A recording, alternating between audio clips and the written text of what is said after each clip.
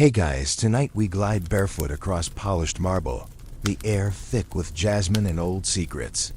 You're not just dreaming, you're trespassing into the Ottoman imperial harem. Imagine this: gold lanterns flickering like constellations. Trapped in glass, silks whispering along corridors of intrigue, and behind a latticed screen eyes watching you. Everywhere, the air tastes like rose water and dust, a combination that somehow feels both decadent and claustrophobic. You're stepping into a palace where a sigh can spark a war, and a whispered name can vanish a person forever. So, before you get comfortable, take a moment to like the video and subscribe, but only if you genuinely enjoy what I do here. And hey, drop your city and time in the comments. I want to know who else is sleepless out there. Now dim the lights, maybe turn on a fan for that soft background hum, and let's ease into tonight's journey together. You're not who you think you are. You are not a sultan. You're not even a concubine. You're something rarer, stranger, more feared than loved. Tonight, you are a black eunuch in the heart of the Ottoman Empire. That means no family, no future, no body of your own. Just robes, shadows, and influence. You are the gatekeeper to the most dangerous women in the world. You're the invisible hand that guards the empire's most intimate machinery: reproduction, succession, the flow of seduction turned into sovereignty. And you're in pain. Not the fresh, screaming kind, but the ancient, slow-burning one that never lets you forget what was taken. You arrive in Istanbul not with a bang, but with a whisper wrapped in rags, branded with heat and cut in places no light should reach. You survive not because you're strong, but because you've learned to disappear in plain sight. You learn the palace not through maps, but through the sounds of bare feet, the creak of doors, and the smell of sandalwood. Before an execution, you learn that power in this place isn't spoken, it's suggested. And you master the art of suggestion. Your first night, you're made to sleep in a hallway beside the women's bath. You're told to keep your eyes down. You don't.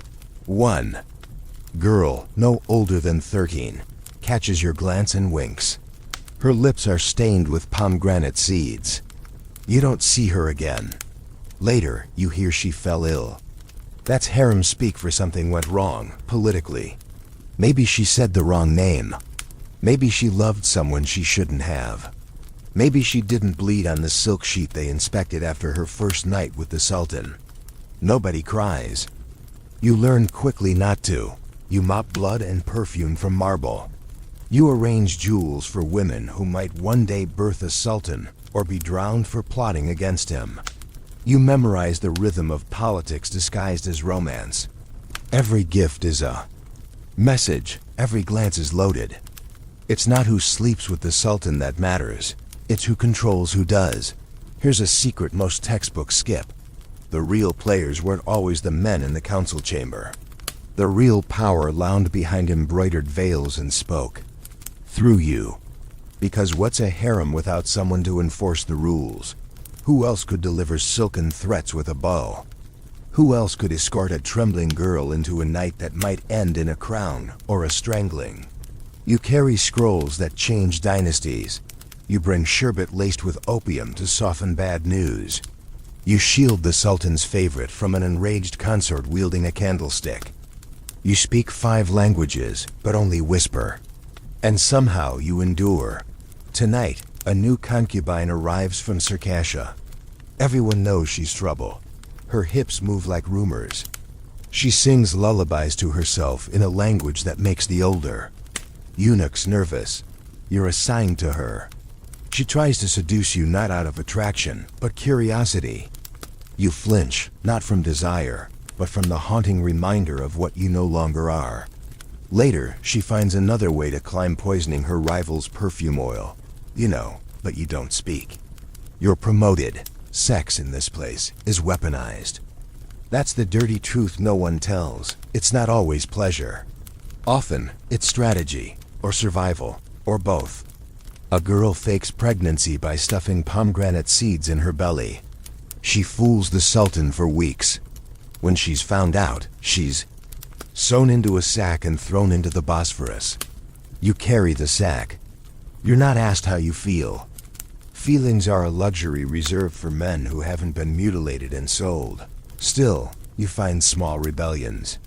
One night you slip a banned Sufi poem under the Sultan's door, just to see if he notices. He does. He quotes it during breakfast. The next morning, everyone nods, pretending it's his. You smile to yourself. Unseen, your world is marble, whispers, and layered betrayals. But beneath it all, there's you, quiet, watching, planning. Because even though you've been erased, rewritten, renamed, you've learned something no sultan ever quite mastered: how to survive history. And historians, they still argue about you, whether you were loyal servants or master manipulators, whether you protected the sultan or threatened him, whether your power was real or just illusion under satin robes. What they forget is that power, real or not, still shapes empires. And your fingerprints? They're on every satin pillow and blood-slicked floor in this palace. That's your new reality. You, the black eunuch, castrated in a desert hut, shipped like cargo, and reborn as the most feared man in a palace that swore you were nothing. You haven't even made it past your first month. You don't remember the cut. Not really.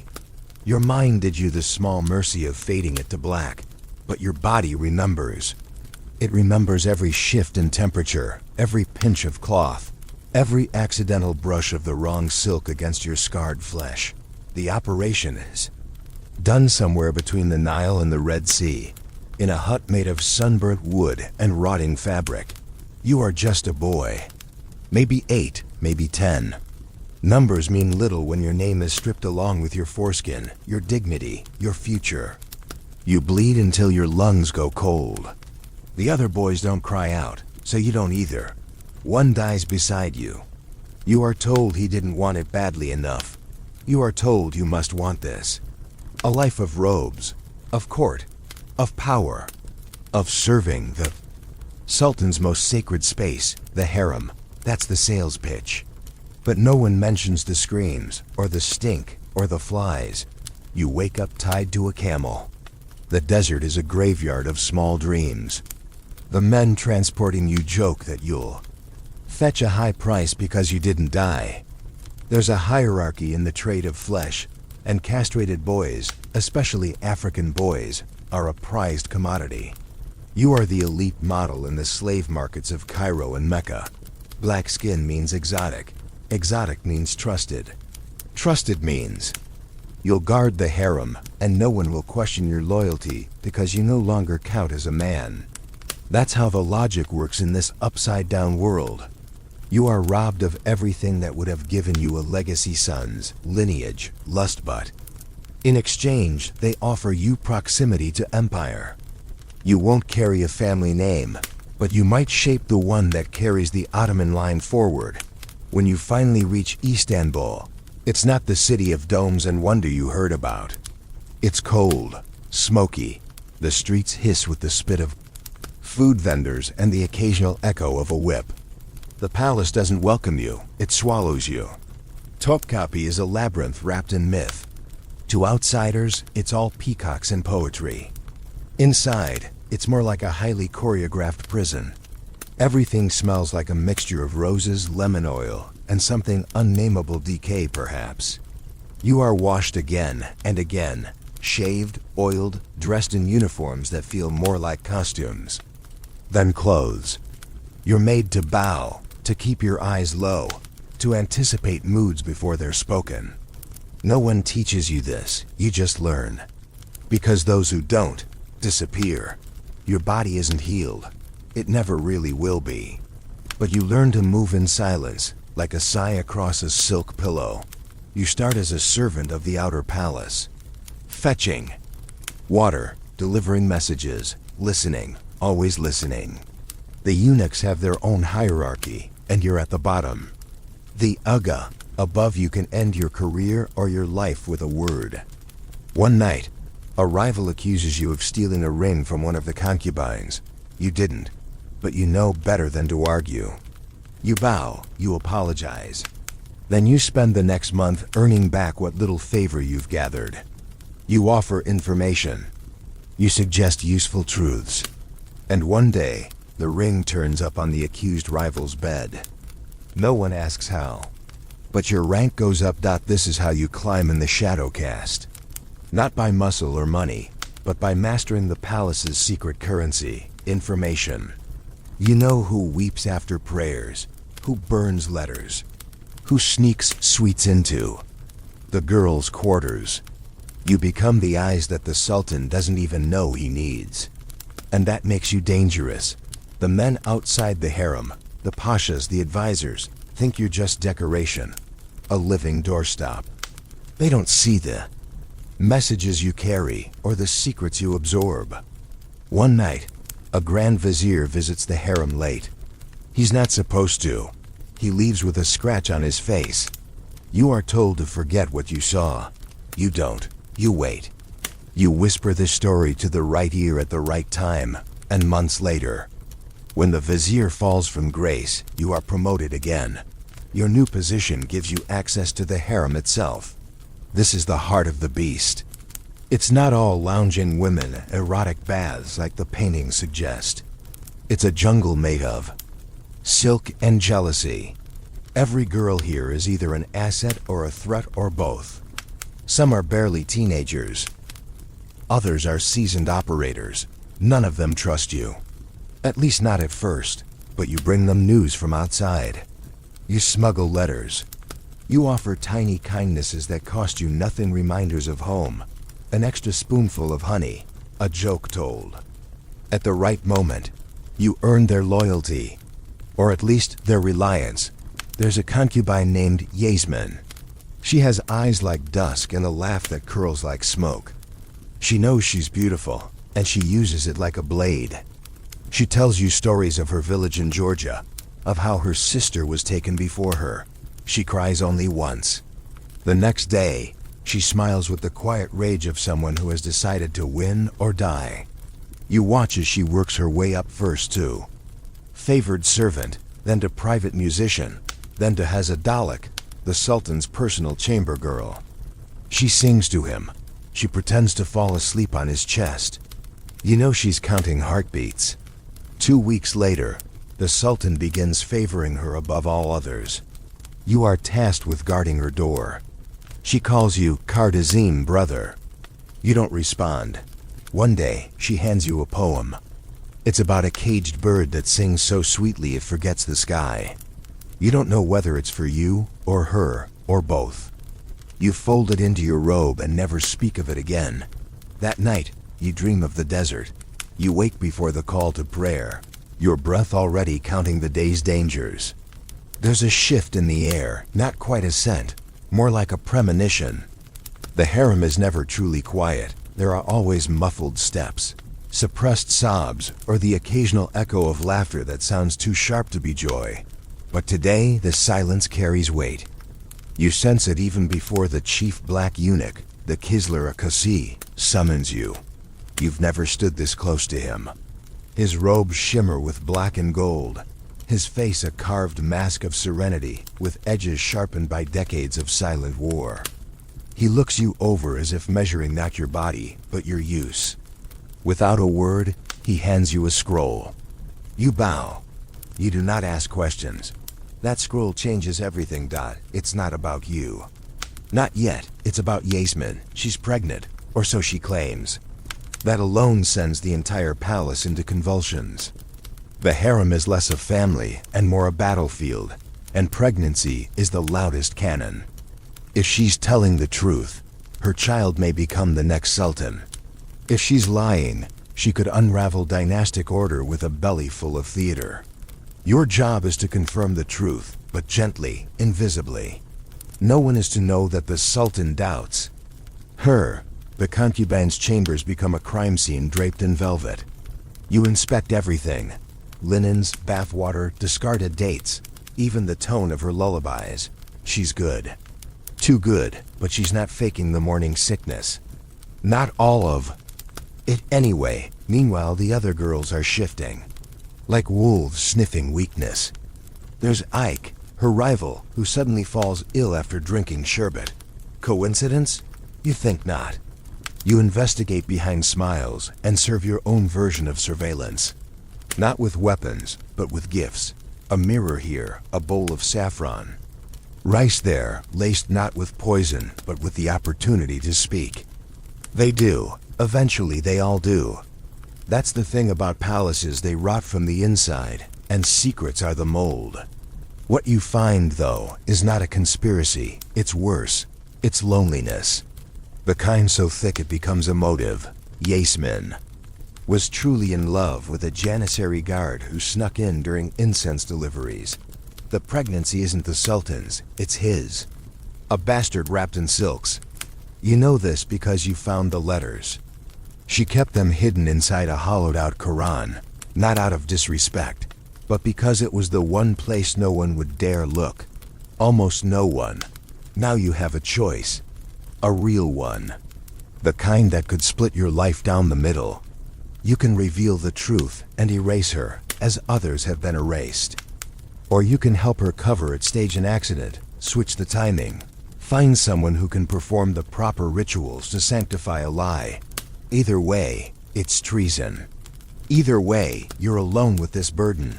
You choose silence. Not out of pity, but because you've done the math. If the child is born, if he lives, if he rises, then one day, Yasmin could be the valid Sultan mother of the empire. And you? You'd be more than a eunuch. You'd be a kingmaker in a silk turban. You'd never have to obey another useless command from a trembling sultan with a sex addiction and the strategic vision of a boiled fig dot, so you protect her. Quietly, you swap out the midwife. You intercept gossip. You move the janissary lover to a remote outpost. You burn the letters in a lamp oil blaze that smells like lilacs and betrayal. And for a while, it works. The child grows inside her. The Sultan beams with pride. You are praised for your discretion, a word that in this place means both loyalty and useful deceit. But history doesn't like neat endings. One night, Yasmin begins to bleed. Too early, too much. You're summoned. She clutches your wrist, eyes wide not with fear, but fury. Not like this, she rasps. You send for help, but you know what's coming. The baby dies. Yasmin survives. But only just. The Sultan is told it was a tragic miscarriage. You are told not to speak of it. You don't. But that night, you place a single pomegranate seed on her windowsill. She sees it. She weeps. You're not sure if it's grief or relief. There's no reward. You're not promoted. Yasmin becomes quiet, and her star begins to fall.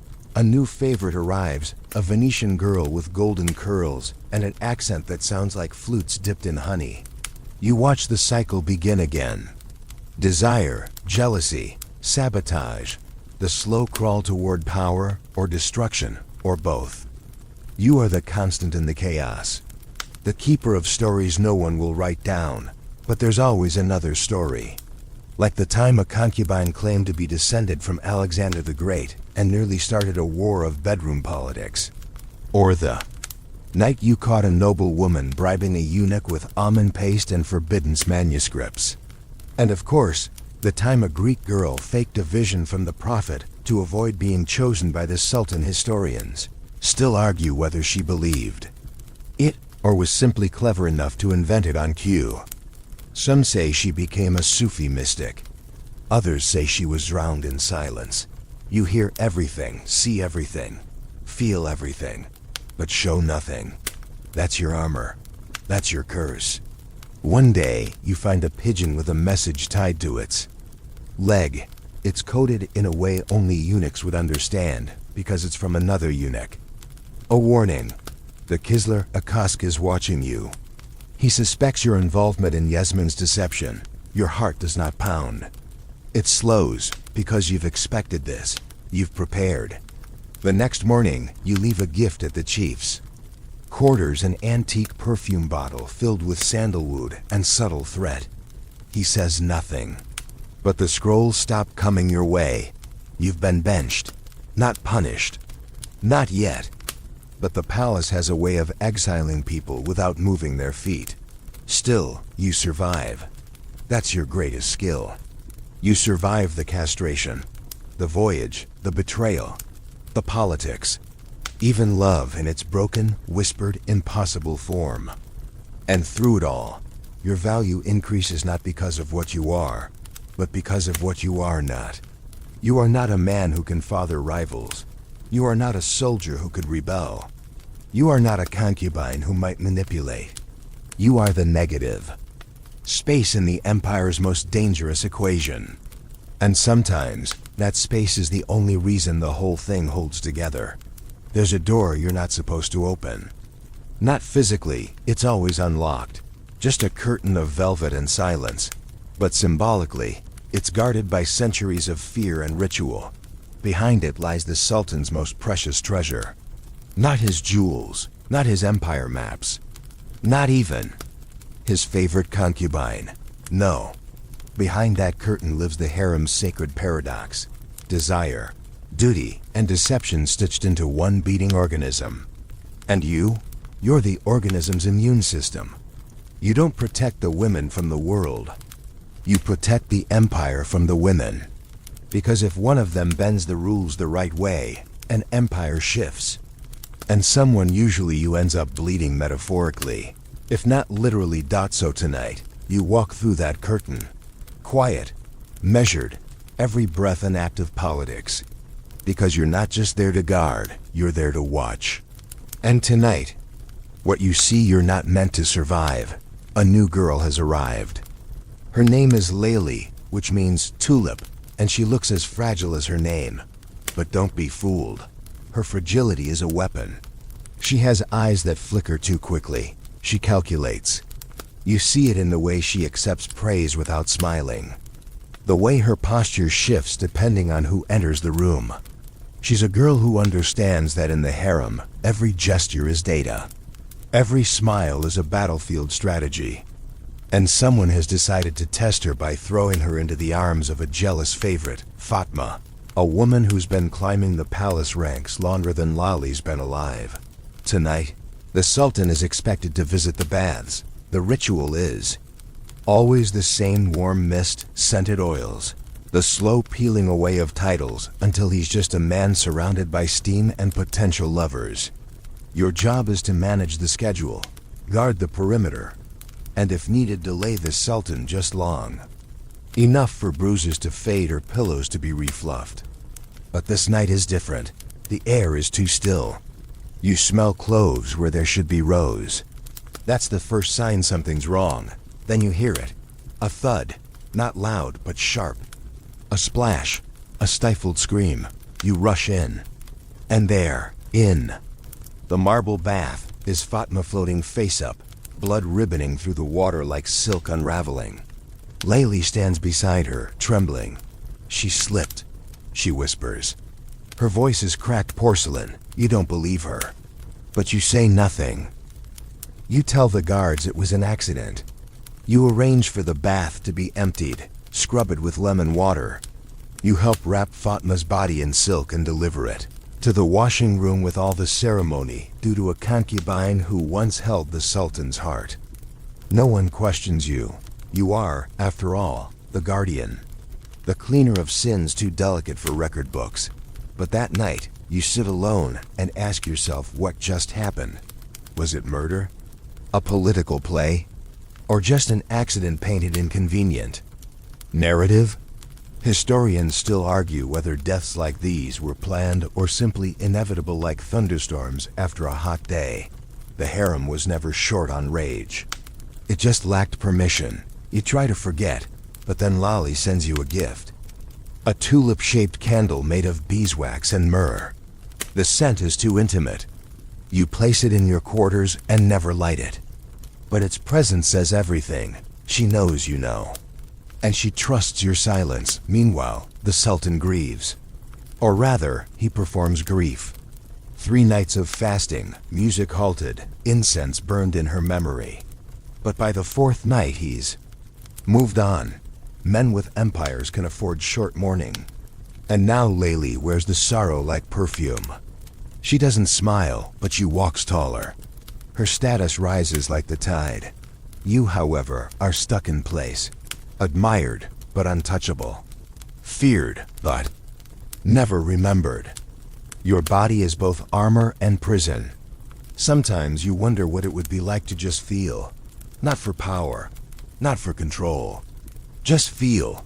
You remember an old eunuch once telling you a story from the erotic spirit through history. It was about an Indian king who fell in love with a eunuch singer, not because he couldn't love women, but because the eunuch sang of longing without bitterness. The king said, "Only someone who knows both absence and desire can teach me love." You didn't understand it then.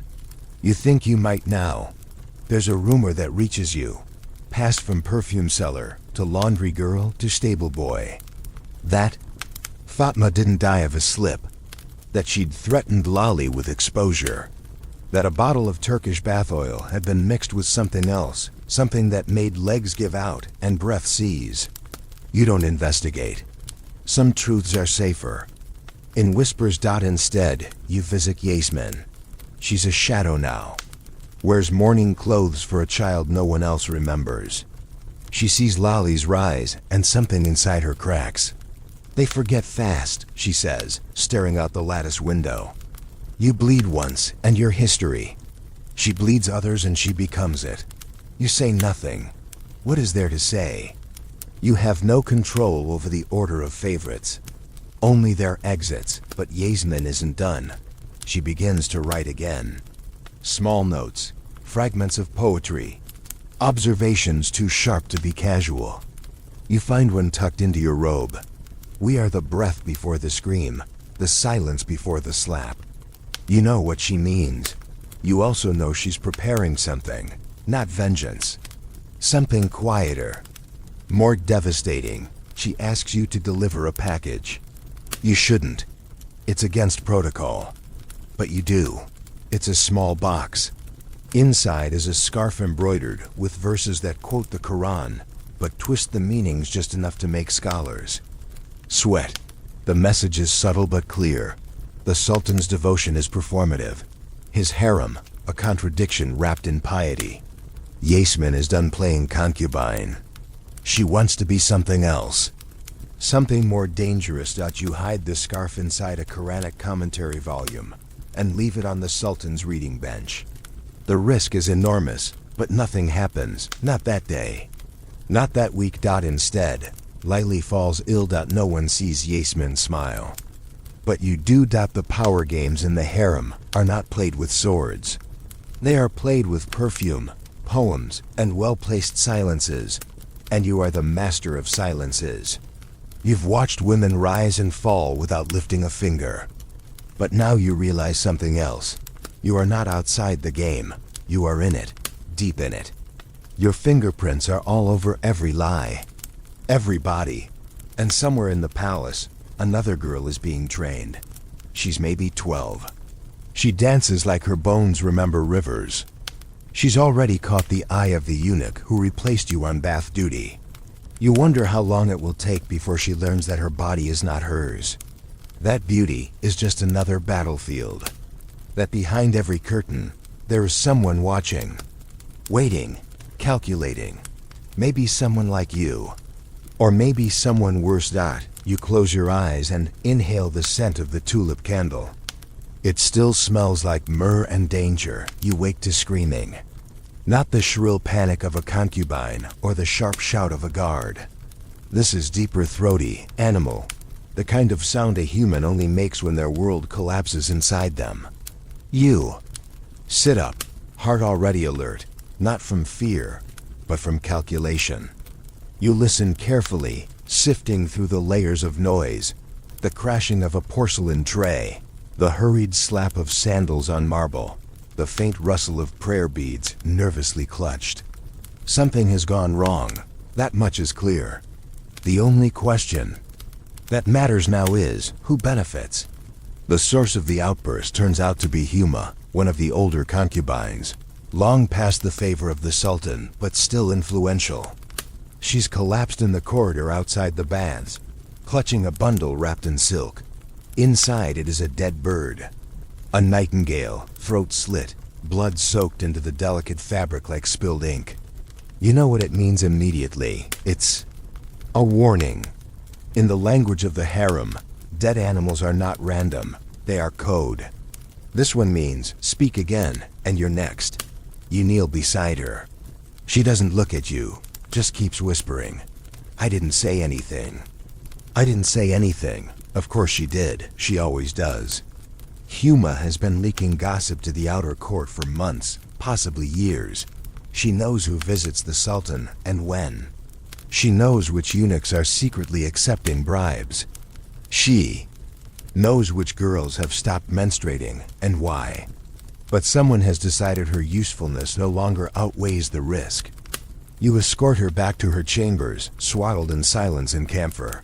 She won't speak for days. The bird did its job, and here's the thing. You don't even need to know who sent it. Because in the harem, knowing the sender is less important than understanding the message. The goal isn't to punish, it's to remind. Everyone is being watched. Everyone is disposable. And you're the reminder incarnate. Later that day, you're summoned to deliver a gift to the valid sultan, the Queen Mother, the empire's most powerful woman. Her rooms are unlike any others in the palace, large, sun-drenched, and laced with the kind of stillness that only comes from absolute power. She sits on a throne like divan, wrapped in brocade and calculation. Her smile is faint, but never warm. She gestures for you to approach. You kneel. She studies you like an artifact, something ancient and valuable, but ultimately functional. I heard about Huma, she says softly. You say nothing. Silence is safer than truth. I assume you handled it?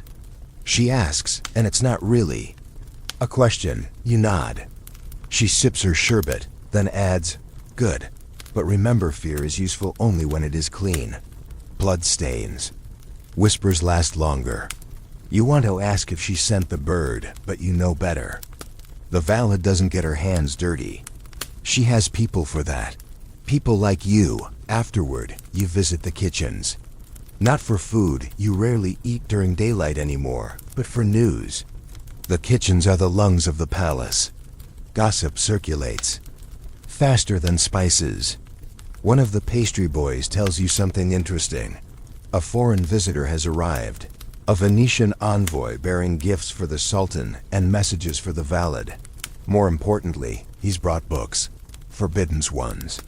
You raise an eyebrow, just enough to be noticed. What kind of books, you ask? The boy shrugs. The kind with ideas. That night, under the pretense of delivering scented oils, you slip into the guest quarters. The Venetian's room is heavy with unfamiliar incense and the arrogance of men who believe themselves untouchable. He's not there, which makes your task easier. You find the books quickly, hidden in a false bottom of a travel trunk. One is a worn Latin copy of Ovid's Ars Amatoria. Another is more dangerous. A treatise on statecraft by a Florentine philosopher, one whose name makes Muslim scholars frown and Christian priests twitch. The third book is handwritten, anonymous, filled with poetry that dances on the edge of heresy. You don't steal them. You copy them, quickly, precisely. Your fingers have learned to imitate every handwriting style used in the palace. You return the originals and vanish like a dream before dawn. For the next few nights, you read by the light of a single oil lamp. The words change you. They don't offer freedom, not really, but they offer perspective.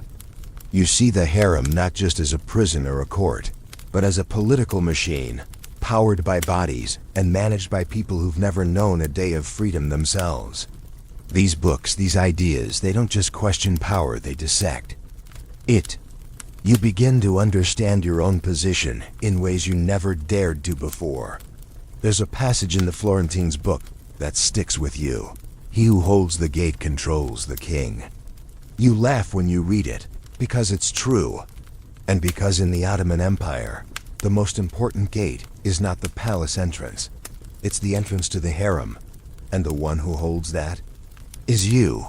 But knowledge, like perfume, leaves a trace. You're more careful now. You burn your notes. You hide your thoughts in double meanings and mirrored phrases. Still, someone notices. One morning, the chief eunuch hands you a folded parchment. Inside is a single sentence. Books are not for eunuchs. No signature. Just the echo of a threat. You tuck it into your robe. You don't respond. But later that night, you send a gift to the chief eunuch's quarters. A bottle of imported ink and a single quill feather. No message. Just a reminder. You know how to write. 2 days pass. Weeks. The palace settles back into its usual rhythm of ceremonies, seductions, and schemes. But beneath the surface, something has changed. The girls are quieter. The guards more nervous. The sultan himself seems restless, distracted, less inclined to visit the harem. Word is he's taken to reading late into the night. You wonder what's been slipped into his library. You wonder if he's reading your thoughts, carefully packaged in the margins of another man's ideas. Then one night, a concubine named Melik goes missing. No body, no note, just gone. She was young, clever, and rumor had it pregnant. But by whom? No one dares ask. You're assigned to investigate. You find nothing. And that's the problem. In the palace, even silence leaves fingerprints. You begin to suspect she was removed not because she posed a threat, but because she knew too much about you, about Yasmin, about Lally, about the shape of the truth behind all this silk. You light the tulip candle finally. Its flame dances low and stubborn, like a secret refusing to die.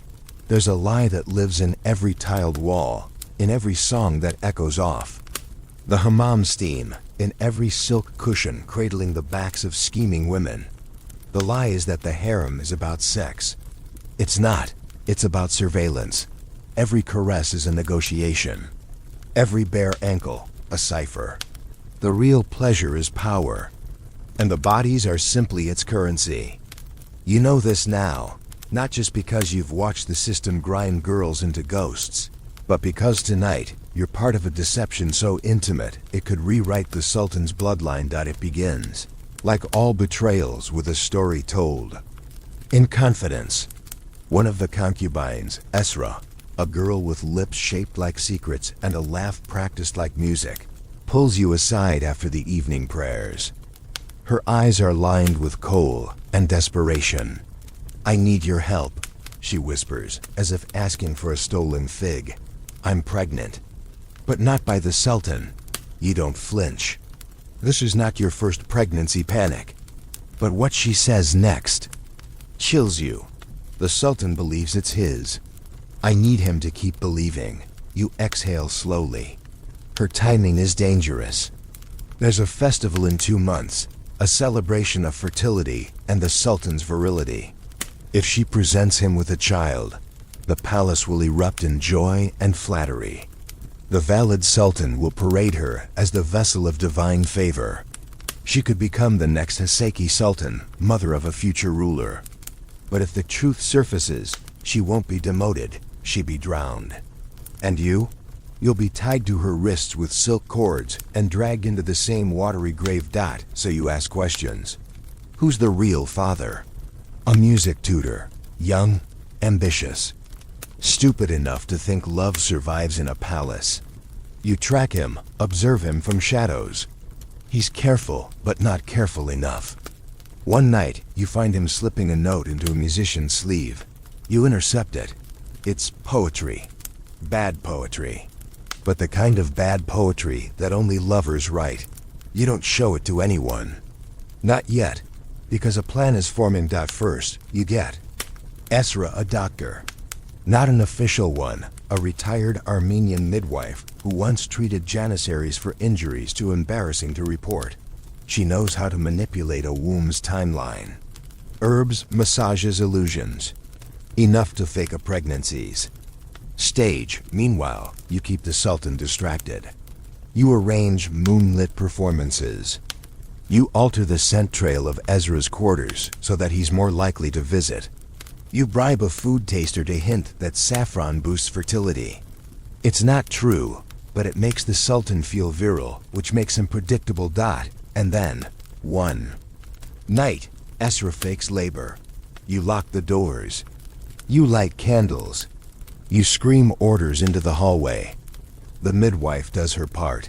A carefully concealed bundle, a concoction of blood and linen, a newborn from a woman in the servants' quarters, bought and silenced. The sultan arrives moments after the birth. He cradles the infant. He weeps. Everyone weeps. You remain silent, hands clasped, heart still. You've just rewritten Ottoman history with a scream and a swaddle. Historians still argue whether this child ever truly belonged to the sultan. Some say there were rumors even then that the boy looked too pale, too northern, that his hair curled the wrong way. But those same historians also admit the records are suspiciously clean, as if someone edited the truth before the ink dried. Someone like you, but your role doesn't end there. You become the boy's guardian. That's your reward, and your burden. You watch him grow, balancing on the edge of empire and falsehood. You teach him the alphabet, the calligraphy of deception. You guide his prayers, knowing they are offered in a name that's a lie. You watch Esra shift into something colder, maternal, yes, but also calculated. She knows that to protect the boy, she must rise higher. She seduces not with charm, but with loyalty. She becomes indispensable to the valid sultan. Meanwhile, you bury the music tutor, not literally. You send him away promoted to a far-flung province, wrapped in honors and invisible chains. He never knows how close he came to execution. You keep the bad poetry in a drawer lined with sandalwood. A souvenir, a warning. And just when you think the storm has passed, a visitor arrives. A foreign diplomat, French or Austrian, it doesn't matter. He brings gifts and flattery and one tiny dangerous item, a portrait. A miniature painting of the sultan's supposed son, sent as a gesture of admiration. But the portrait isn't flattering, it's accurate, too accurate. The child's features betray too much. Someone has been watching. Someone outside the harem. You intercept the portrait. You burn it. You send back a polite rejection, citing imperial modesty. But you know the fire is lit. The lie is cracking. You warn Esra. She tightens security. She requests more eunuchs. She starts whispering prayers to herself at night. And still, the boy thrives. He learns archery. He writes verses in Arabic and Persian. He begins asking questions about his father's early life. One day, he asks you, "Was my father a good man before he was sultan?" You smile and say yes. He nods, satisfied. But you feel a fracture form inside you. Because you're not just a witness to a lie anymore. You are its foundation.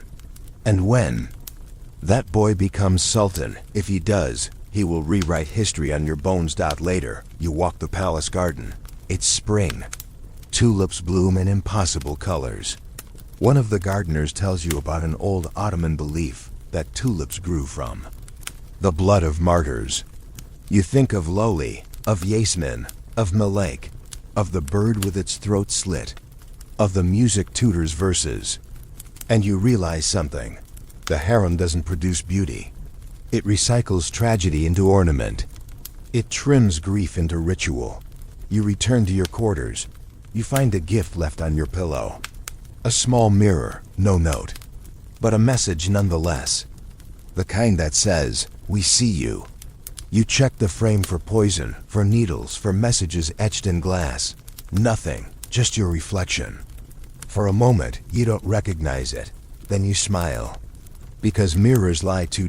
You never see it coming, the promotion. One day, you're delivering scented oils to a favored consort. The next, you're handed a ceremonial robe woven with golden thread and told you're now in charge of internal dispatches. Not just the usual errands or food rosters, but the real messages, the ones that glide between velvet chambers and blood-soaked council halls, that shape the empire without ever touching ink. They don't say why you were chosen, but you know. Someone noticed.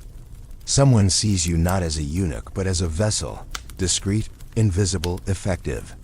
Congratulations, you've become a letter with legs. At first, it's all theater. You carry folded scrolls with imperial wax seals, delivering them with a bow so deep your forehead grazes the floor. Most of the messages are coded. A phrase about figs that means a concubine is to be moved. A reference to stars that signals a shift in the sultan's nightly visits. Some are warnings, some are lies. Some are confessions dressed up in metaphor.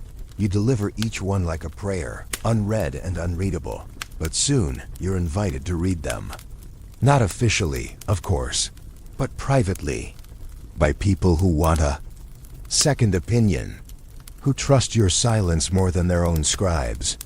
Who fear the ink more than the content. One night, you're summoned by the valid sultan. She hands you a small scroll and asks you to memorize it. You do.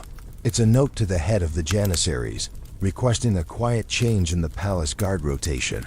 Nothing overt, but paired with what you know about recent tensions, rumors of a disloyal faction, whispers of a bribe gone wrong. You understand. This is a chess move, a preemptive block. The valet is hunting snakes before they learn to slither. And you're the stick she uses to stir the pit. You start to see patterns. Messages don't just carry information, they shape behavior. A rumor of a demotion sent to the wrong person creates panic. A forged note about a sultan's preference shifts the alliances among the concubines. You begin crafting your own messages, small, unofficial ones, suggestions, hints, a warning placed in the wrong ear to provoke a reaction you can monitor. It's a dangerous game. But you've learned that influence in the harem isn't about command. It's about suggestion. Soon, people come to you. A frightened servant girl with a bloodied palm. A concubine who suspects her bath oil has been tampered with. A eunuch who found a charm under his pillow and fears a curse. They all want the same thing, guidance. They see you not just as a courier, but as a confidant. A shadow priest in a temple of secrets. But then the messages change. One morning, you receive a scroll sealed with an unfamiliar emblem, a black falcon. Inside is a name, yours. No message, just your name, underlined twice. You show no reaction. But your pulse stutters. The emblem doesn't belong to any official court faction. It's something older, quieter. A society within the palace, rumored to date back to the empire's founding. The Falcon Circle, the invisible enforcers. If they've noticed you, you're either being recruited or marked. You burn the scroll. You say nothing.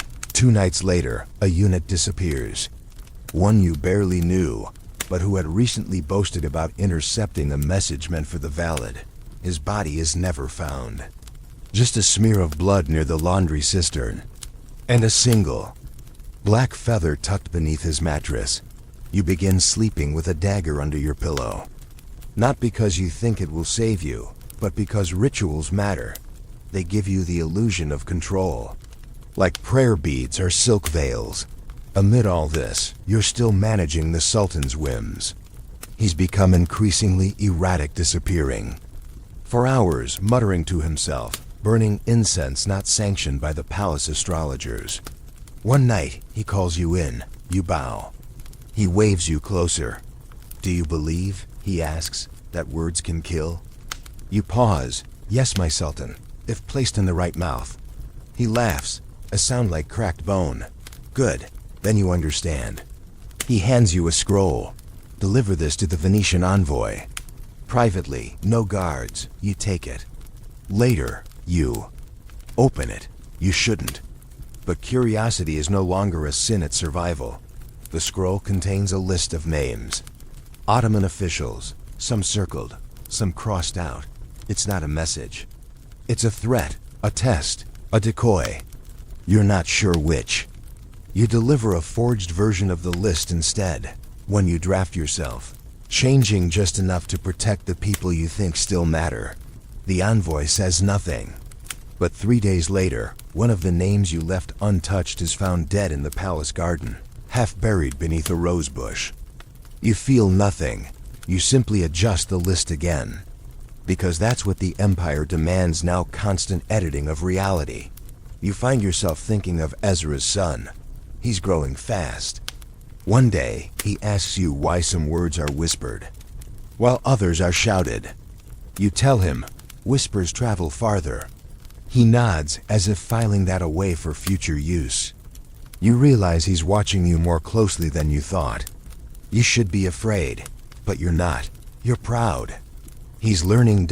And in the quiet moments, you reflect on how far you've come. From desert slave to the Sultan's whisper. You think of that story in Foucault's History of Sexuality, about how power isn't about who holds the sword, but who defines desire. You wonder if that's what you've become, not just a eunuch, but the architect of longing itself. Power, like silk, frays at the edges. You're walking a line too thin to see. One slip and you're just another name crossed out by the falcon circled dot. Then comes the night you're summoned by the Sultan again, alone, no guards, no servants. He's sitting in the dark, dressed in mourning robes, though no one has died. He looks at you and says, "Tell me what I don't know." You consider lying. But instead, you say, "There are two poisons in this palace. One is ambition, the other is fear. You've swallowed both." He nods, then dismisses you with a wave. The next morning, he names you Chief of Internal Messengers. The scroll is official, the seal unmistakable. You are now the gate between knowledge and consequence. You stare at the parchment for a long time. Then you fold it, tuck it into your robe, and begin planning whom to trust with your first message. There are no mirrors in your new chamber. That's the first thing you notice. No polished bronze, no silver-backed glass. Just stone, soft candlelight, and silence. It's not an accident. Mirrors reflect, mirrors reveal. And here, in this room carved for the newly powerful, there's no place for reflection, only projection. You're no longer just a servant. You're not just the keeper of secrets. Now you are a secret. One that walks, breathes, and rearranges the court with every syllable you whisper. But power in the palace isn't freedom. It's a different kind of confinement, one lined with velvet and sharpened with expectations. You receive your first test the following dusk. A coded message from the Sultan, brought not by courier but tucked beneath a bowl of dried apricots. The note is brief. Asterisk, the vizier speaks in sleep. The bedchamber leaks. It's not a metaphor, it's a problem. The Grand Vizier has been seen visiting the Sultan's younger concubines after hours, an act both criminal and politically suicidal. Worse, there are whispers that he's been leaking military secrets in exchange for foreign favors. The Sultan wants verification, and if true, silence. You don't need guards or soldiers. You use laundry slips, food requests, and quiet notes. Within 2 days, you have confirmation. The vizier visits a girl named Hurry on nights when the palace astrologer declares poor omens for travel. He believes no one will be watching. He's wrong. You plant a servant girl in Hurry's quarters. She observes, records, reports. You deliver the findings to the Sultan in the guise of a poetry scroll. The vizier is gone by morning. No noise, no trial. Just an empty seat at the council, and a new name being whispered into its space. You've done your job, cleanly, invisibly. But it eats at you, not because the vizier is gone. He was dangerous, but because you know what came before this. You know the price you've paid to become the blade in the Sultan's glove. And you start to ask yourself something dangerous. What makes you a man? The question is a trap. You know that. You've been trained to avoid it. Because the answer depends on which piece is missing. The world decided long ago that your lack of flesh defined your lack of self. No beard, no sun, no seed, then no man. But power the kind you now wield challenges that. It forces you to redraw the lines. You do not take lovers. You do not. father children, but you shape them.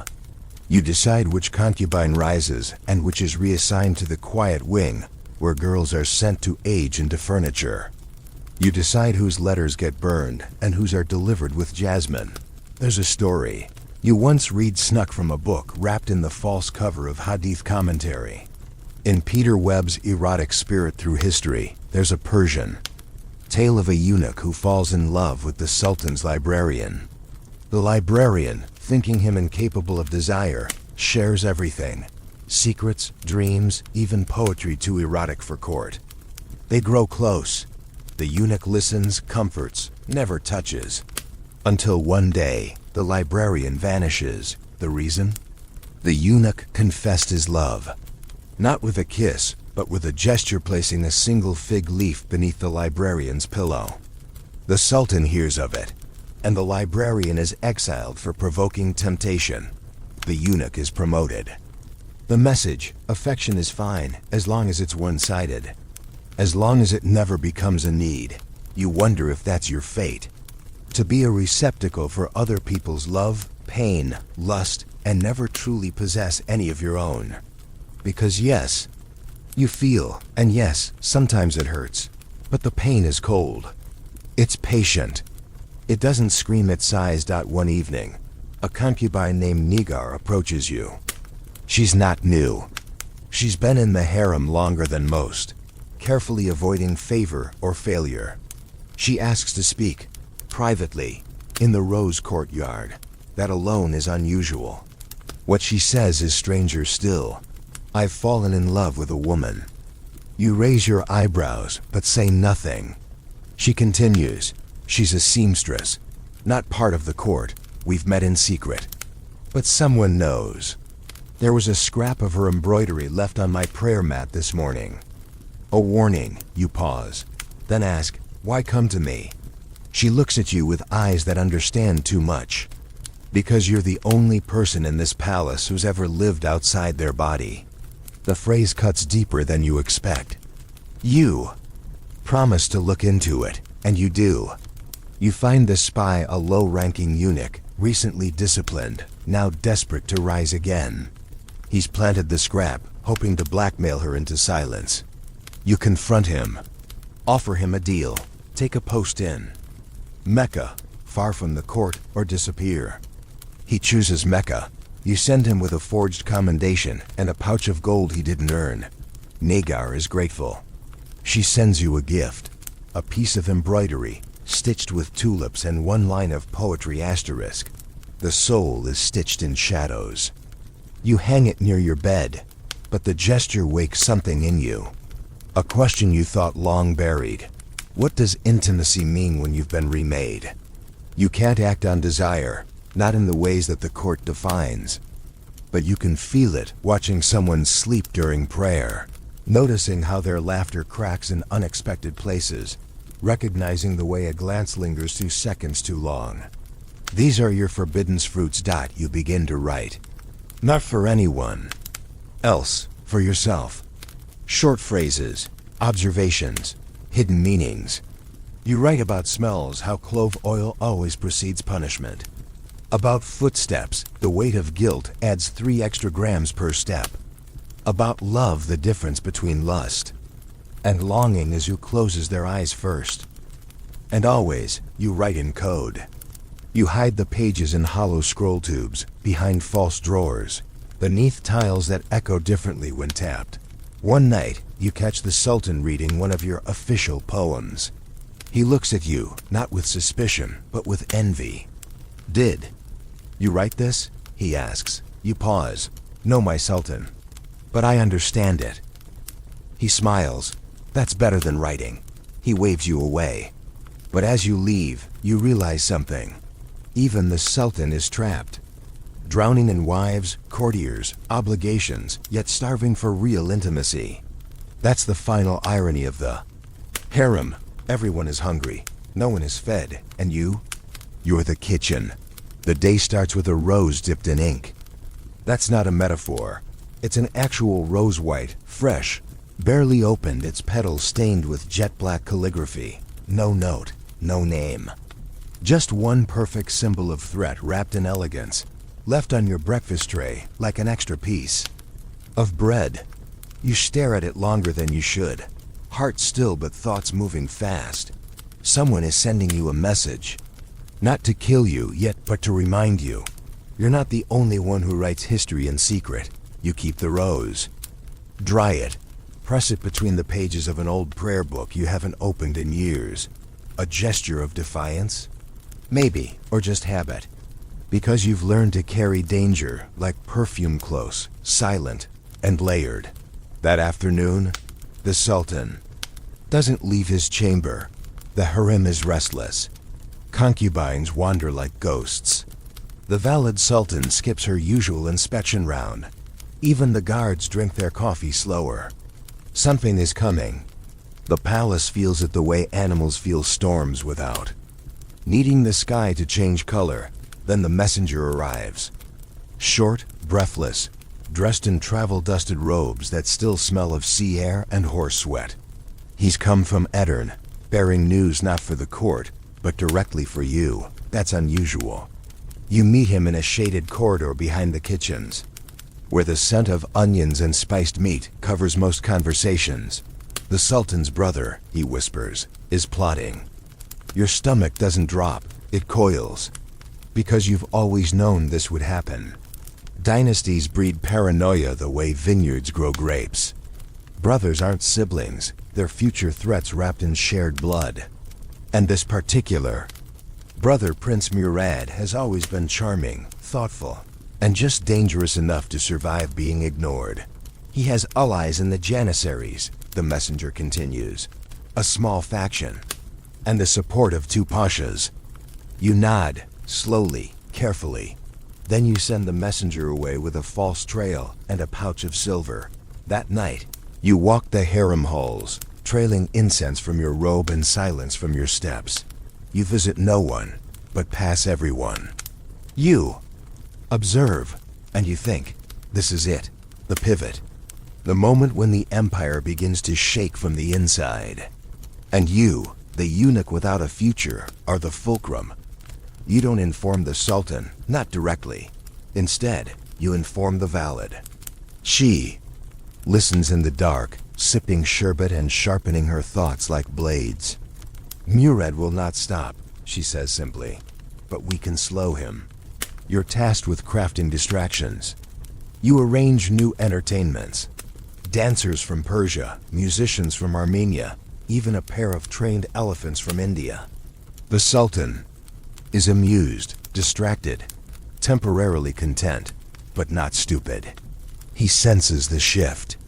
There's too much music, he mutters one night, while watching the dancers. Makes it hard to hear the knives being drawn. Still, he says nothing more, because to accuse a brother is to start a war. And sometimes, silence is the only weapon a sultan has left. Meanwhile, the women of the harem begin to position themselves. Rumors swirl that Prince Murad favors a particular concubine, one who resembles his late mother. You're assigned to monitor her. You do more than that. You follow her movements. Track her letters. Discover she's been sneaking coded messages. Through the bathhouse attendants, you intercept one, read it, and discover not a plan but poetry. It's beautiful, melancholy, full of longing and exile. You're not sure if it's political or romantic, maybe both. Historians will never agree. Some will argue it was seduction. Others will insist it was rebellion disguised as art. But you don't care about the arguments of the future. You care about the danger of now. You keep the poem. You don't report it, because something inside you, a fragment of whatever's left of your past, recognizes the shape of its pain. You too have written verses that no one will ever read. You too have tried to love without asking permission. Instead, you create a decoy letter. One that hints at an entirely different conspiracy, fabricated names, invented rendezvous, a trail that leads nowhere but looks real enough to chase. You plant it where it will be found. 2 days later, the concubine is moved to a distant wing. She's not punished. Not directly. Just repositioned. her letters never reach their destination again. And Prince Murad's rebellion, it doesn't die. But it limps. You're congratulated in silence, given a new robe, a new ring. You wear both without pride. Because by now, you understand what your job really is. Not to serve power, but to sculpt. You are the chisel to the empire's ego. The razor that trims its myths.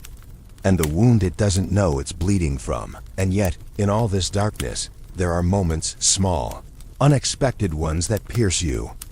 Like when a concubine asks you to bless her prayer beads before her first night with the sultan. Or when a new eunuch, barely healed from castration, asks you if it ever stops hurting. You lie, of course, you say, you'll forget by spring. But you know the truth. The pain never leaves. It just becomes another sense, like sight or smell always guiding you through the maze. And then, just as things begin to settle, something truly unexpected happens. The Sultan requests a private conversation. This is rare. Almost unheard of. Enter his chamber. He dismisses the guards. Offers you tea. Tell me, he says after a long silence, do you believe in fate? You sip the tea. It's bitter. I believe in choices, my Sultan. He nods. I have a son, he says. You nod. Of course he does. Several. But there is one, he continues, who reminds me of myself, the way I was, before all this.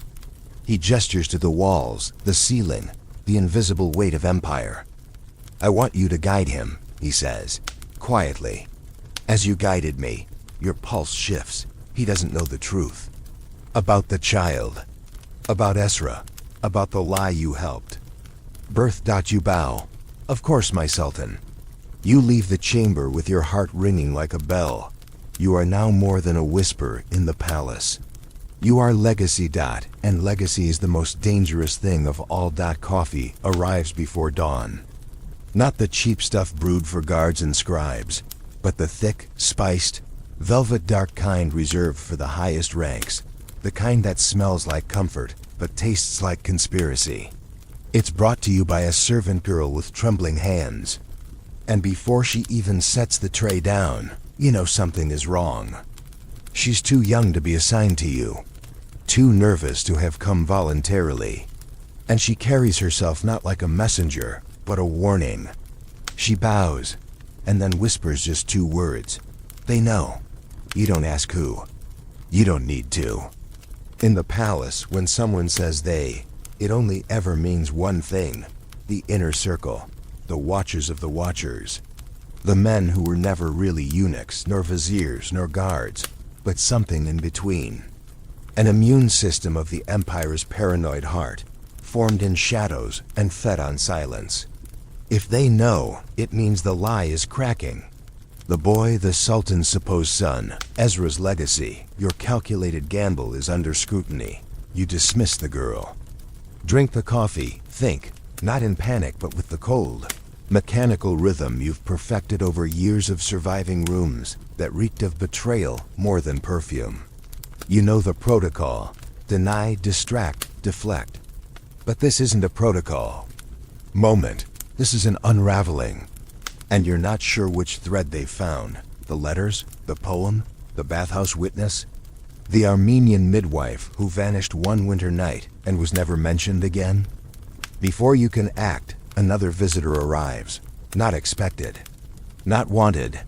He is tall, dressed in robes that signal no rank and yet invite no question. His face is unmarked, but his eyes carry centuries. He says nothing. Just hands you a folded scrap of paper and disappears. You open it. Inside is a single phrase. Asterisk, the story is not yours alone. Asterisk, you fold the paper without reaction, but your chest tightens. Because that phrase, it's not just a message, it's a challenge. Someone else knows. Someone else was watching when you thought you were alone. And worse, they're not exposing you. They're inviting you. But to what? You begin asking questions. Quietly. Carefully. Through gift baskets and harmless flirtations. Through the way. You reorder schedules and adjust incense deliveries. And slowly, you piece together something chilling. There is a network forming. Not just spies, philosophers, dancers, translators, people who've read books they were never meant to touch. People who believe the empire is rotting from within. People who believe the truth of succession must be exposed not for justice, but for change. They call themselves the Circle of Ink. You find their mark behind a water basin, a single drop of blue ink in the shape of a crescent. Invisible unless you knew where to look. They know about Ezra. They know about the boy. They know about you. And they don't want to destroy you. They want to use you. They believe the empire is broken. That the harem, once a place of education and influence, has become a prison of corseted obedience. That the sultans have become pawns in a game they think they're winning. And they believe that a child Ezra's child, raised outside of lineage, but inside of knowledge, could be the start of something new. You don't laugh. You don't scream. You just stare into your reflection in a bowl of coffee and ask yourself a terrible question. Are they wrong? Because the truth is, you've seen what they're talking about. You've watched concubines poison each other over scraps of affection. You've watched scholars exiled for translating works on astronomy. You've watched eunuchs turned into walking vaults of secrets so dense they forget their own names. And you've enabled it all. But you've also felt the shift. The way the palace tightens at night. The way the sultan's eyes dart when he sees too much writing. The way even the valid sultan has started burning her own letters before sealing them. Power here is built not on faith or loyalty, but fear. A fear so thick it has to be inhaled slowly, like hookah smoke. You meet with a member of the circle, not openly. You disguise it as a prayer session. He's a palace tutor, formerly mute by choice, now a ghost in plain robes. He hands you a passage from a book once banned by the ulama. It reads, asterisk, all empires fall. The clever ones are those who choose how. Asterisk, he asks for nothing, demands nothing, just leaves you with a choice. And choices, in your position, are dangerous luxuries. Meanwhile, the boy grows. Ezra's son. The lie you midwifed into the world. He asks questions, studies maps, begins to suspect that the stories he's told don't match the world he sees. One day, he asks, why does the palace fear books more than blades? You have no answer, but the question follows you like a shadow. Soon, you begin rewriting the palace records, carefully, subtly, adjusting dates, modifying parentage references, cleaning Ezra's lineage, creating documents that could one day legitimize the boy's claim, not to the current sultan's seat, but to the future, the idea. You're not forging a usurper. You're writing a possibility. And then, like all delicate balances, it begins to tilt. Esra is attacked. Not fatally, a knife in the corridor, a masked figure. No witnesses. But the message is clear. Stay in your place. She survives. Barely. The sultan is enraged. Orders double guard. Demands answers. You give him none. But you do give him someone to punish. A rival concubine, already on the edge. She takes the blame. She's executed at dawn. The circle sends no note. Just a fresh tulip left on your pillow, with a ribbon stained in ink. You begin to dream again. Not of love. Not of freedom, but of a world where no one has to lie to stay alive. World where a eunuch can be remembered not as a servant, or a guardian, or a curiosity, but as the author of a new chapter. You wake. The palace breathes around you like a sleeping dragon, and you begin to write. Not just messages. Not warnings, but history. You're summoned before breakfast. No ceremony, no procession. Just a sharp knock on your chamber door and a single word. Now. The guard's voice is crisp, too crisp, like he's been rehearsing it all morning. You say nothing, adjust your robes, and follow. The halls are empty. Even the usual bustle of handmaidens and whispering eunuchs seems to have evaporated.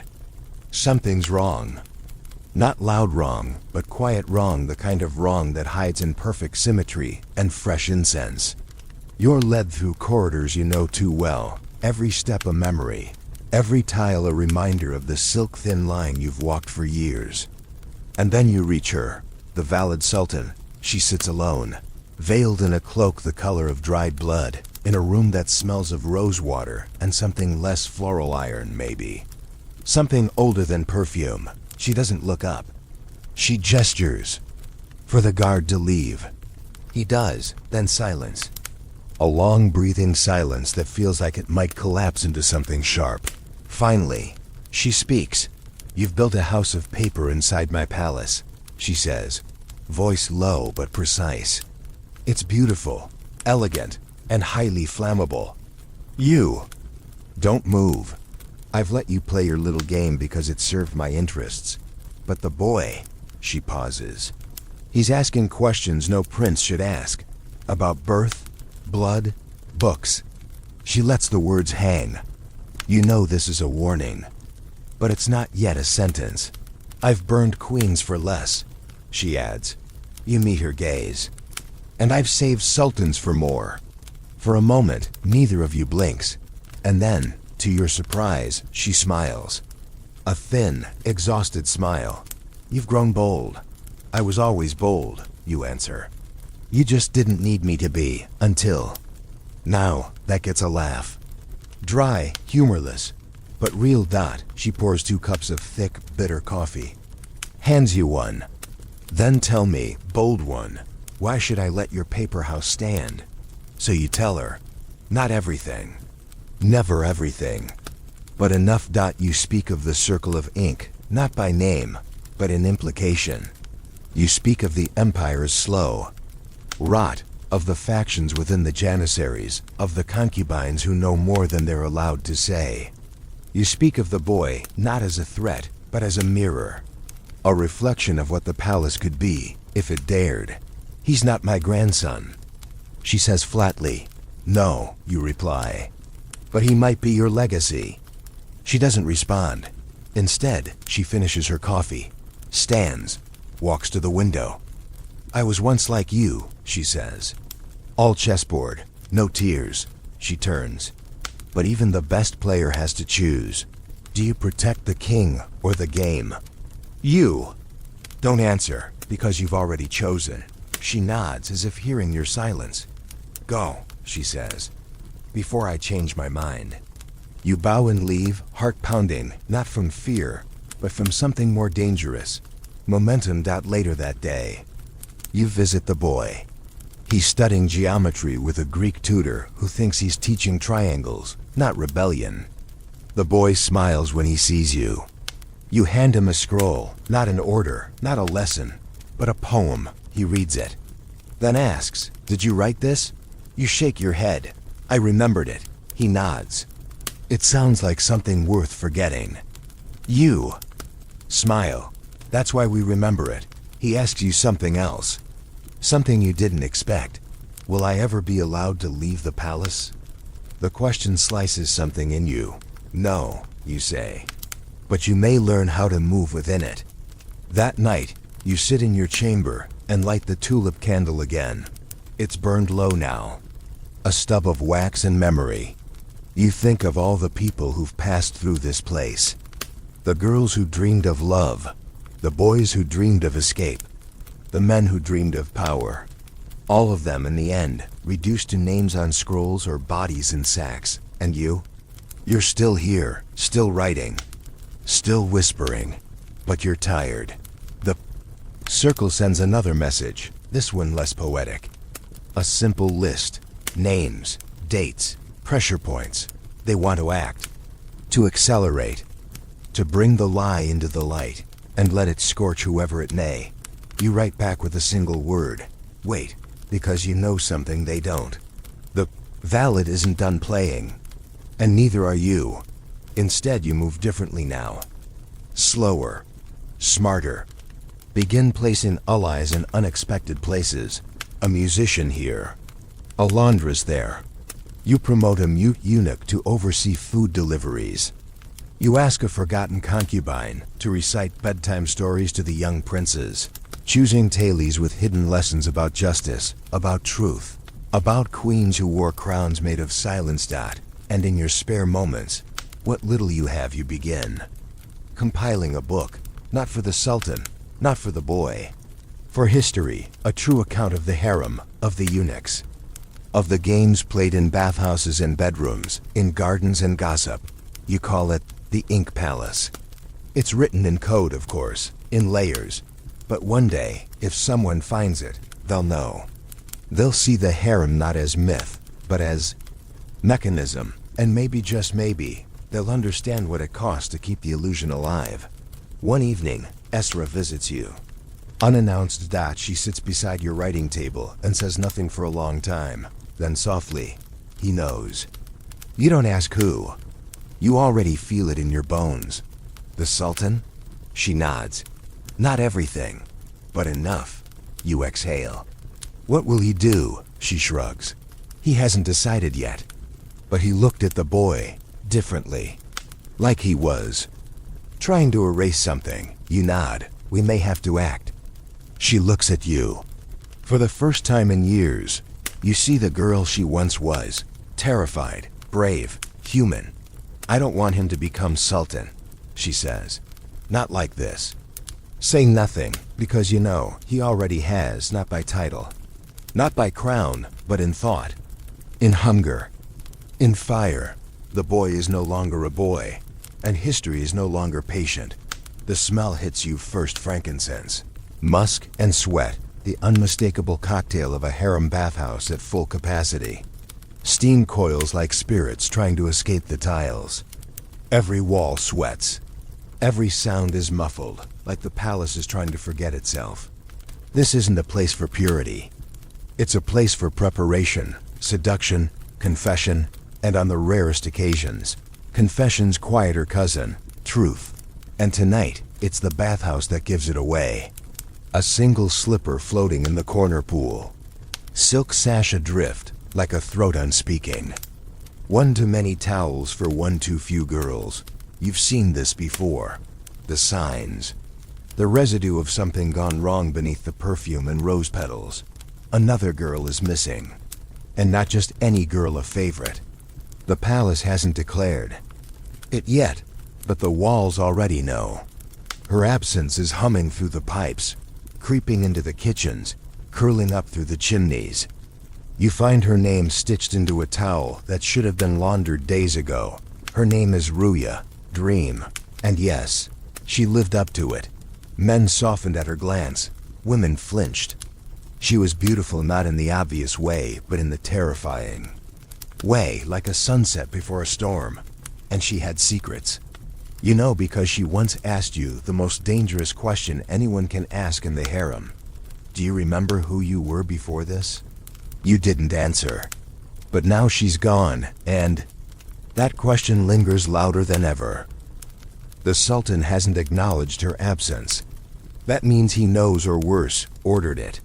When the valet doesn't speak her name, you understand. Ruya crossed someone, the wrong someone. Or perhaps she knew something. In the harem, knowing is always more fatal than doing. You begin investigating the only way you know how: through shadows. You follow laundry trails, whisper trails, the trail of a single broken hairpin you find lodged behind a water basin. It's engraved, not with initials, with a verse. Even in silence, she sings. You know the style. Ruya wrote her own fate in fragments. She may have planned for this. You slip a note beneath the door of a concubine who once shared a tutor with her. No reply. But that night, a servant accidentally leaves a scarf in your quarters. It smells like bergamot and danger. Embroidered on the hem is a crude map. You follow it. It leads not to a room, but to a wall. Behind the wall, an unused chamber. Inside, a journal. Rhea's dot. It's not long, but it's sharp. Filled with questions disguised as poems. Observations disguised as dreams. She names no names. But you read between the lines. She knew about Ezra, about the boy, about the circle. She even guessed your role called you, the shadow with a silver pen. She also suspected something deeper, something older than any of you. A network behind the throne. A lineage of eunuchs, mothers, and sultans who've manipulated fate not out of loyalty, but preservation. Not for the empire's glory, but its inertia. She called it the still machine, and she wanted to break it. You burned the journal, not out of fear, out of respect. Later, at dinner, the sultan is unusually quiet. He plays with his sherbet, ignores the dancers. His fingers twitch as if remembering something he's forbidden himself to recall. You're seated nearby, close enough to see the way his knuckles whiten when the court poet recites a verse about vanishing love. And then, he looks at you, not through you. At you? Did you know her? He asks, you don't lie. Yes, my sultan. She read too much, he mutters. Women shouldn't know poetry that well. Makes them dangerous. He says nothing else, but the next morning you find her body, quietly buried in the imperial garden, beneath the mulberry tree where lovers once met in secret. No marker, just a single pomegranate placed on the soil. That's the sultan's final mercy. A fruit for a girl who asked too many questions. And still, it's not over, because the palace is shifting again. Rhea's disappearance has left a hole, and the wind is howling through it. Girls are whispering. Guards are nervous. The boy Ezra's son asks you if death is always this quiet. No, you tell him. Only when it's polite. He looks at you with eyes that are starting to see, not just look-see. And that's more dangerous than anything, because a child who sees is a man in waiting. And a man in this palace is a weapon waiting to be wielded. That night, another message arrives. Different hand, different ink. The ink palace bleeds. That's all. But you know what it means. The circle has been compromised. One of them is gone. Or turned. You're done playing defense. You call in favors.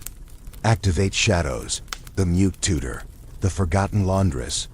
The concubine who sings off-key on purpose to seem less smart. Each of them places a piece on the board. Together, they form a picture.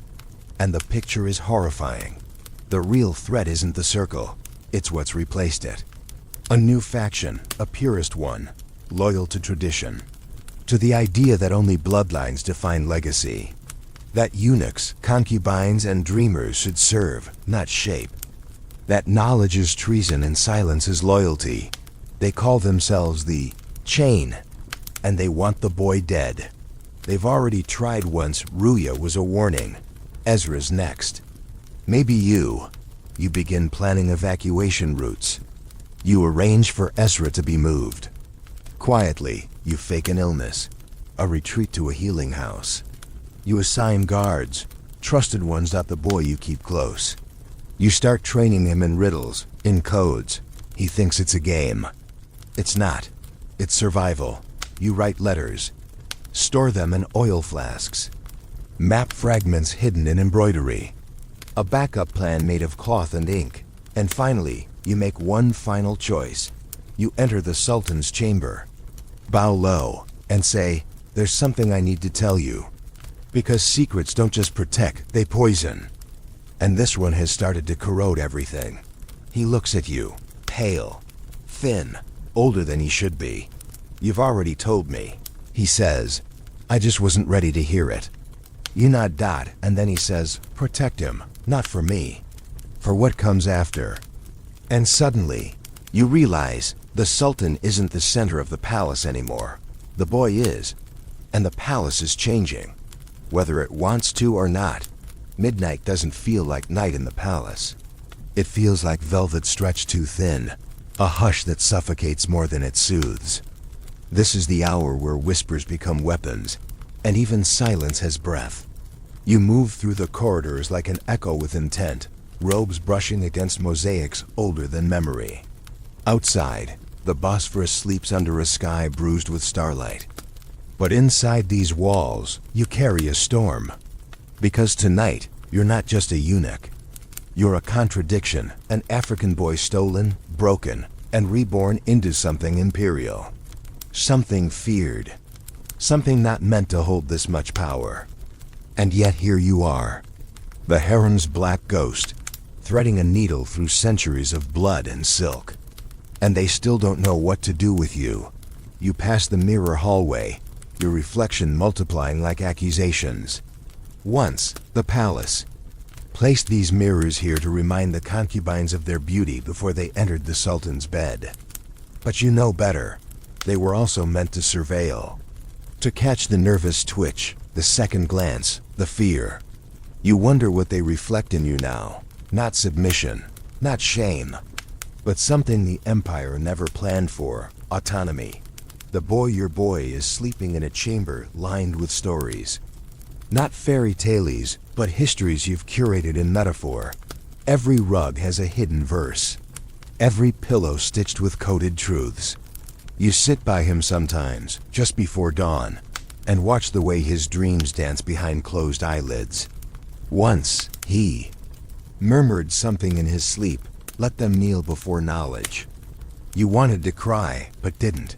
You never do. There's no space in your body for that anymore. The pain already lives where your tears should be. The chain moves faster now. You've confirmed 2 members, one in the Sultan's military council, another in the kitchen hierarchy poison access, of course. Their plan isn't elaborate. It doesn't need to be a dish, a scroll, a staged fall down stone stairs. All it takes is one moment where your vigilance lapses. So it cannot. You alter every routine. The boy eats from new dishes every day. Ezra's quarters are reshuffled to confuse pattern recognition. You rotate guards like chess pieces. You even change your scent, no more sandalwood. Now it's crushed mint and clove. A new signature. A false trail. The smell of reinvention. But even as you prepare, you're reminded of the price. Because every step forward in this palace is a dance with something ancient. The racial wound that haunts you no matter how high you rise. You are not white. You are not Ottoman born. You are African, black, foreign and castrated. And no amount of silk or influence will let you forget it. You hear it in the way some pashas pronounce your name too slowly. See it in the eyes of certain concubines when they realize you're not as empty as they were taught. You live with it. You sharpen yourself against it. There was once another black eunuch before your time, whose story was whispered like legend. He rose high, so high, they say. He stood behind the throne during war councils. And then one day, he was gone. No execution, no exile, just gone. Some say he tried to teach the sultan to question faith. Others say he fell in love with a concubine who carved verses into his skin with a ruby pin. The truth is lost, buried beneath ash and incense. But his shadow walks with you now. You don't want to end like him. You want to outlast the throne. You sit one evening in the outer garden, far from the golden domes, and speak with the one person who never lies to you. An old gardener. He's blind now. Still tends to the tulips with hands that remember better than his eyes. He used to be a janissary once. Fought in battles so brutal, the empire won't even name them. You smell tense, he says, running fingers along a bloom. There are wolves in silk tonight, you say. He smiles. Aren't there always? You hesitate. Then ask, do you think the boy could rule? He pauses. Then says, that depends. Does he know what power takes? Not yet, you answer. Then don't teach him, the gardener says. Show him what it costs, you nod. Because power is never inherited in the palace, it's absorbed. Through observation. Through blood. Later that night, Esra comes to you, pale, hands trembling. They sent me a letter, she says. You open it, it's short. We remember your first lie, it says. No name, no seal, just the truth. You destroy it. Calm her. But in that moment, you understand. They're getting bolder. They're reminding her she's still a pawn. That the palace never forgets debts, even if it lets you pretend for a while. You begin countermeasures. Quiet meetings with merchants sympathetic to your cause. Letters smuggled through embroidery kits. An artist paid to paint a copy of the boy one that can replace him for decoys if needed. You train a servant girl to mimic his voice behind a screen. You arrange 2 exits from the palace no one remembers exist. But the hardest part isn't logistics. It's guilt. Because in protecting him, you've reshaped him. The boy no longer asks why. He asks how to outsmart, how to mislead, how to survive. You see yourself reflected in his questions. And it terrifies you. There's one last thing. You find a scroll hidden in the floorboards of the bathhouse. It's unsigned. Written in a script you recognize too well, Raya's. A final poem, perhaps, or a prophecy. It reads, "There will come a night with no moon, and on that truth will wear a veil of silk and hold a blade made of names. Choose the name you want to die with." You copy it. Burn the original. Then you return to your quarters, kneel before the mirrorless wall, and whisper one name. Not yours.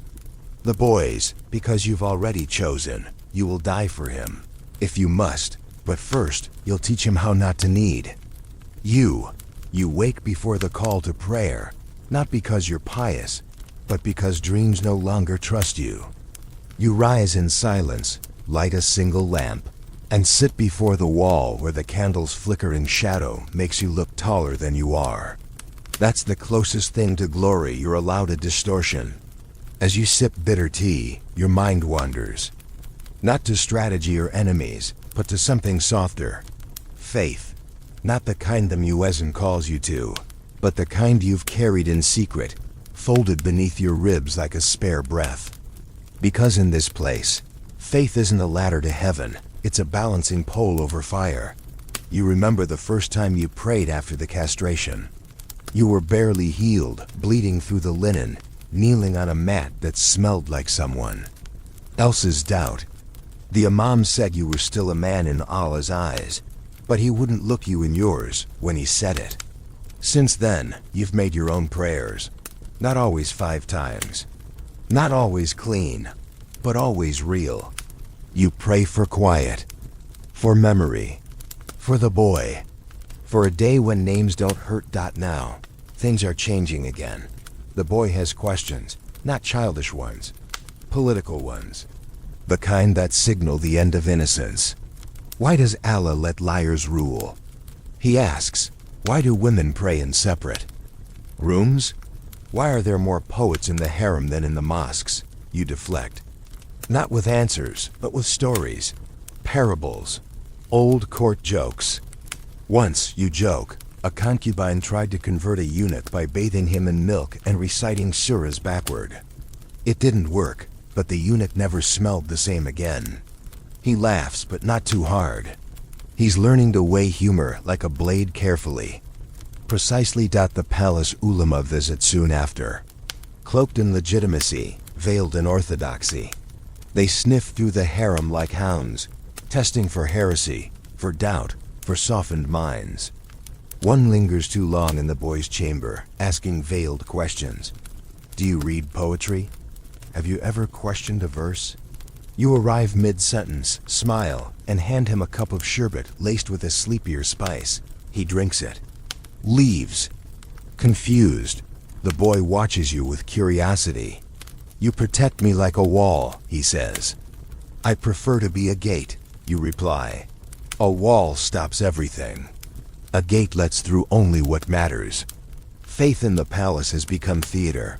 There are prayers before executions. There are blessings on poisoned fruit.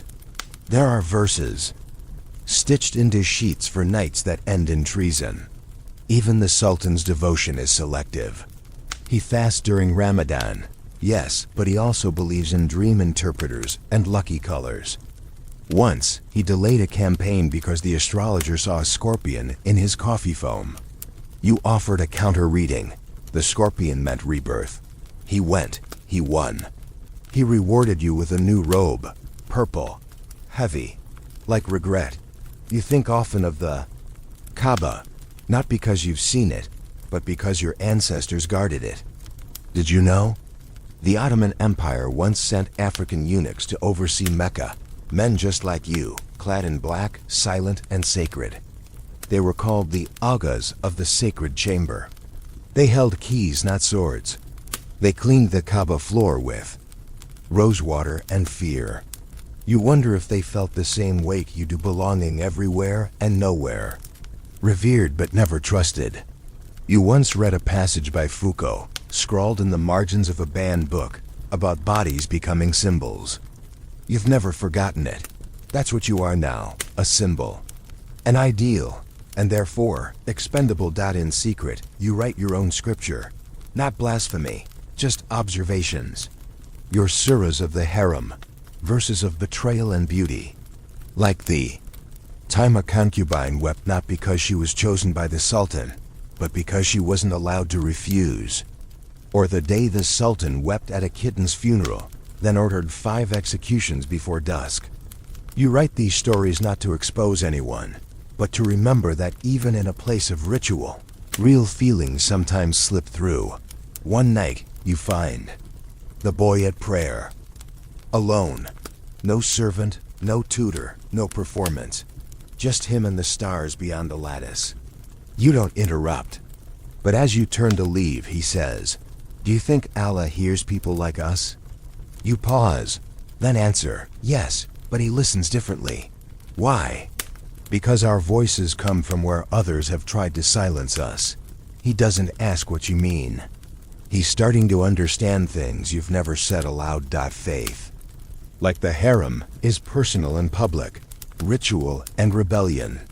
You've seen girls whisper the shahada not before death, but before sex, because for some, the bed was more terrifying than the grave. You've seen eunuchs pray over spilled tea, because it was the only thing in their day that felt real. You've watched the valid sultan consult both the Quran and a Greek dream reader before choosing a new chambermaid. And now, the boy, the possible future. He prays not for power, but for purpose. You're afraid of what he'll become. Not because he's unworthy, but because the palace will demand he forgets what made him different. They'll polish him into a mirror of their own fears. They'll strip away your influence, repaint his mind, crown him in rules. And that crown will be heavier than steel, but not yet. For now he's still listening. You decide to teach him the secret prayers. The ones you invented. The ones that go, ya family, from loyalty without love and from love without truth. Or, let my silence be sharper than my tongue, and let my gaze be remembered by the guilty. You teach him these not because they're in scripture, but because they came from a life no scripture ever recorded. One day, he asks if eunuchs go to heaven. You tell him, we go everywhere.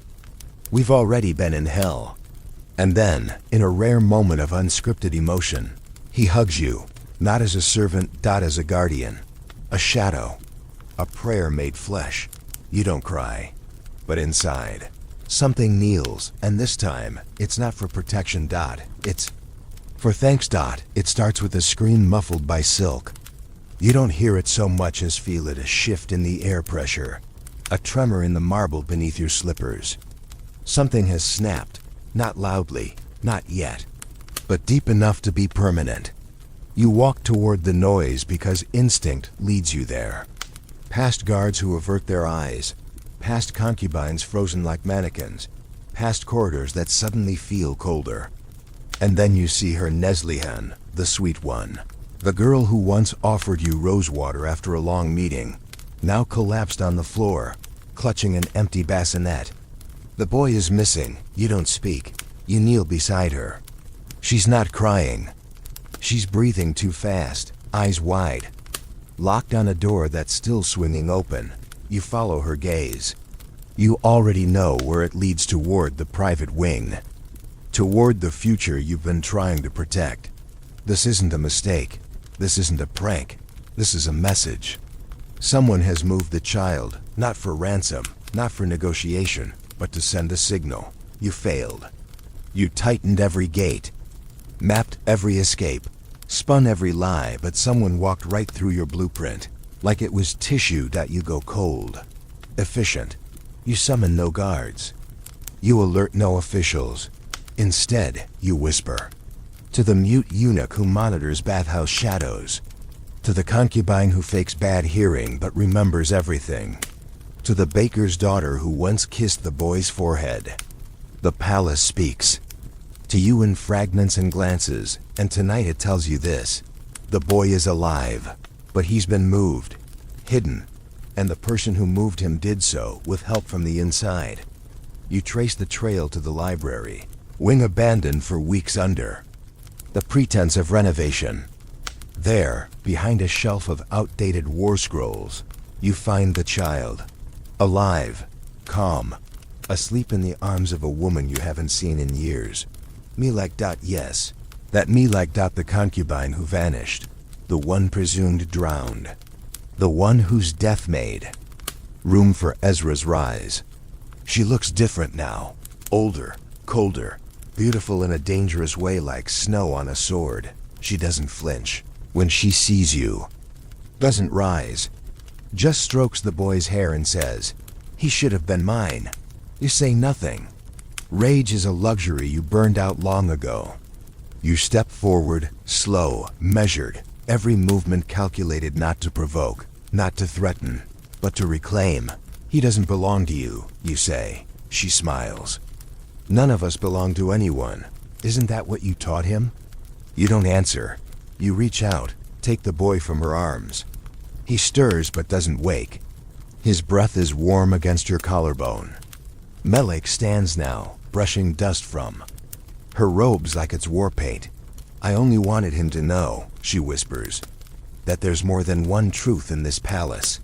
Then she vanishes again, not into death this time, but into a corner of the palace no one dares search. You don't chase her. You've already spent too many years chasing ghosts. You return the boy. You lie.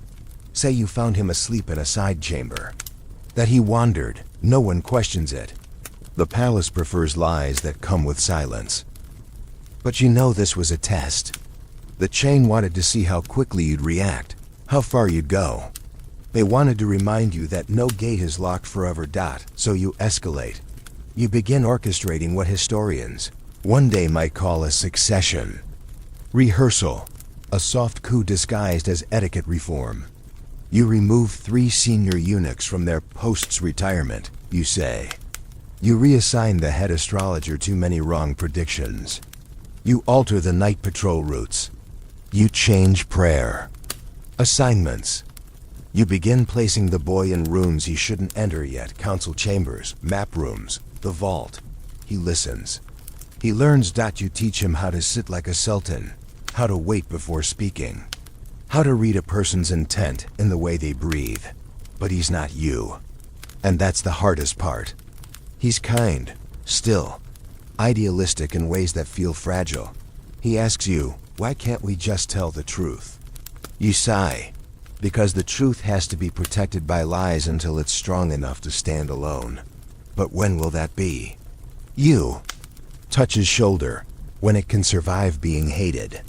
And then the letters start arriving, not to you, to the Sultan, to the valid. Anonymous notes suggesting Ezra's child isn't his, suggesting treason, suggesting you. The chain is moving. They're not hiding anymore. They want confrontation. So you prepare. You hold a private meeting with the valid. You show her the list of those you believe are involved. She studies it, like a prayer scroll, then says, "If I burn this, will it save him?" "No," you reply, "but it will clear the path." She nods. "Then clear it." The executions are swift. 3 men, 2 concubines, 1 eunuch, all gone within a week. Their names never spoken again, but you don't feel safer, because power, once challenged, becomes paranoid. The Sultan grows quieter, spends more time alone. You suspect he knows everything. Maybe not the full truth, but enough. Enough to question the son he never fathered. Enough to question the guardian who became a kingmaker. And then, the order comes. Not a scroll, not a command, just a look. From the Sultan. Across the council hall. A look that says, prepare him, and you know, your time is almost up. Soon the boy will have to stand alone, and you'll either become a memory or a liability. So you start writing your final message. Not to him. To history. A letter carved in layers of ink and ash. A record of what the harem never told. Of what power really looked like from the eyes of the voiceless. And at the end, you sign it not with your name, but with his. Because if he survives, then so do you. The desert does not care who rules Mecca. The winds scrape names from stone, and the sun burns ambition into silence. But still, men come here to claim holiness like it's something they can wear. And in the heart of this sacred dust stands the Kaaba, black and absolute. But tonight, you are not in Mecca, not physically. You're in Istanbul, wrapped in shadows, whispering over scrolls and dates and trying to decide whether to send a boy you raised into a storm you can't control. The memory of Mecca comes not from presence, but from blood, ancestral blood, eunuch blood. Because while the world still thinks of you as an ornament of empire, your lineage once guarded Islam's holiest site. And that part of the story nobody tells. You learned about the Meccan eunuchs in secret, in the palace's older records. Buried beneath silk imports and spice routes are the rosters of the Agwat al-Harem, the black eunuchs assigned to Mecca. They didn't just clean the Kaaba and open its doors on holy days. They decided who got to touch God. They carried keys, made of gold and silence. They enforced purity not with whips, but with looks. And they answered to no one except the Sultan. You read of one, Mudir al-Habashi, who was rumored to have stopped a riot in Mecca with a single stare. Another, Abd al-Rahman, who refused to allow an Ottoman prince to enter the Kaaba because his intention was political, not sacred. That eunuch was recalled, but not punished, because even the Sultan feared the authority of a man who could tell him, not here. You think about them now because you're planning your own version of that power. A protection not through violence, but boundary. And because, frankly, you're considering escape. You don't admit it, not even to yourself, but the thought has nested. If the chain keeps growing, if the boy becomes too visible, if the Sultan's silence turns into suspicion, what then? Do you wait to be strangled with a silk cord, quietly, off record? Do you trust the boy will protect you? He's strong, but he's not ready. Not yet. So you send word to the Hejaz. Carefully, you use a merchant who deals in prayer beads and memory. You ask for reports. You ask if the eunuchs still stand by the Kaaba. You ask if they'd welcome a brother, not in title, but in truth. And the reply returns. Weeks later, sealed, quiet, a single sentence. We never stopped watching. It's not a promise, but it's an invitation. In the meantime, your role in Istanbul deepens. The boy begins sitting in on smaller councils. Observing, they say. But you know he's being measured, weighed. He's learning quickly, absorbing statcraft like a sponge left under fire. He speaks when it's wise to be silent, and nods when it's dangerous to speak. He charms old men without flattery. And once, after a meeting, he turns to you and asks, "Did you see how he lied with his hands?" You did, but you didn't think he'd notice. Not yet. Still, the palace is suspicious. Some think the boy is being groomed for something he can never have. Others think he's a puppet for a eunuch who reads too much. They're both wrong and entirely right. The Sultan remains unpredictable. Some days, he praises the boy publicly. Other days, he watches him like a hungry animal, as if unsure whether to claim him or crush him.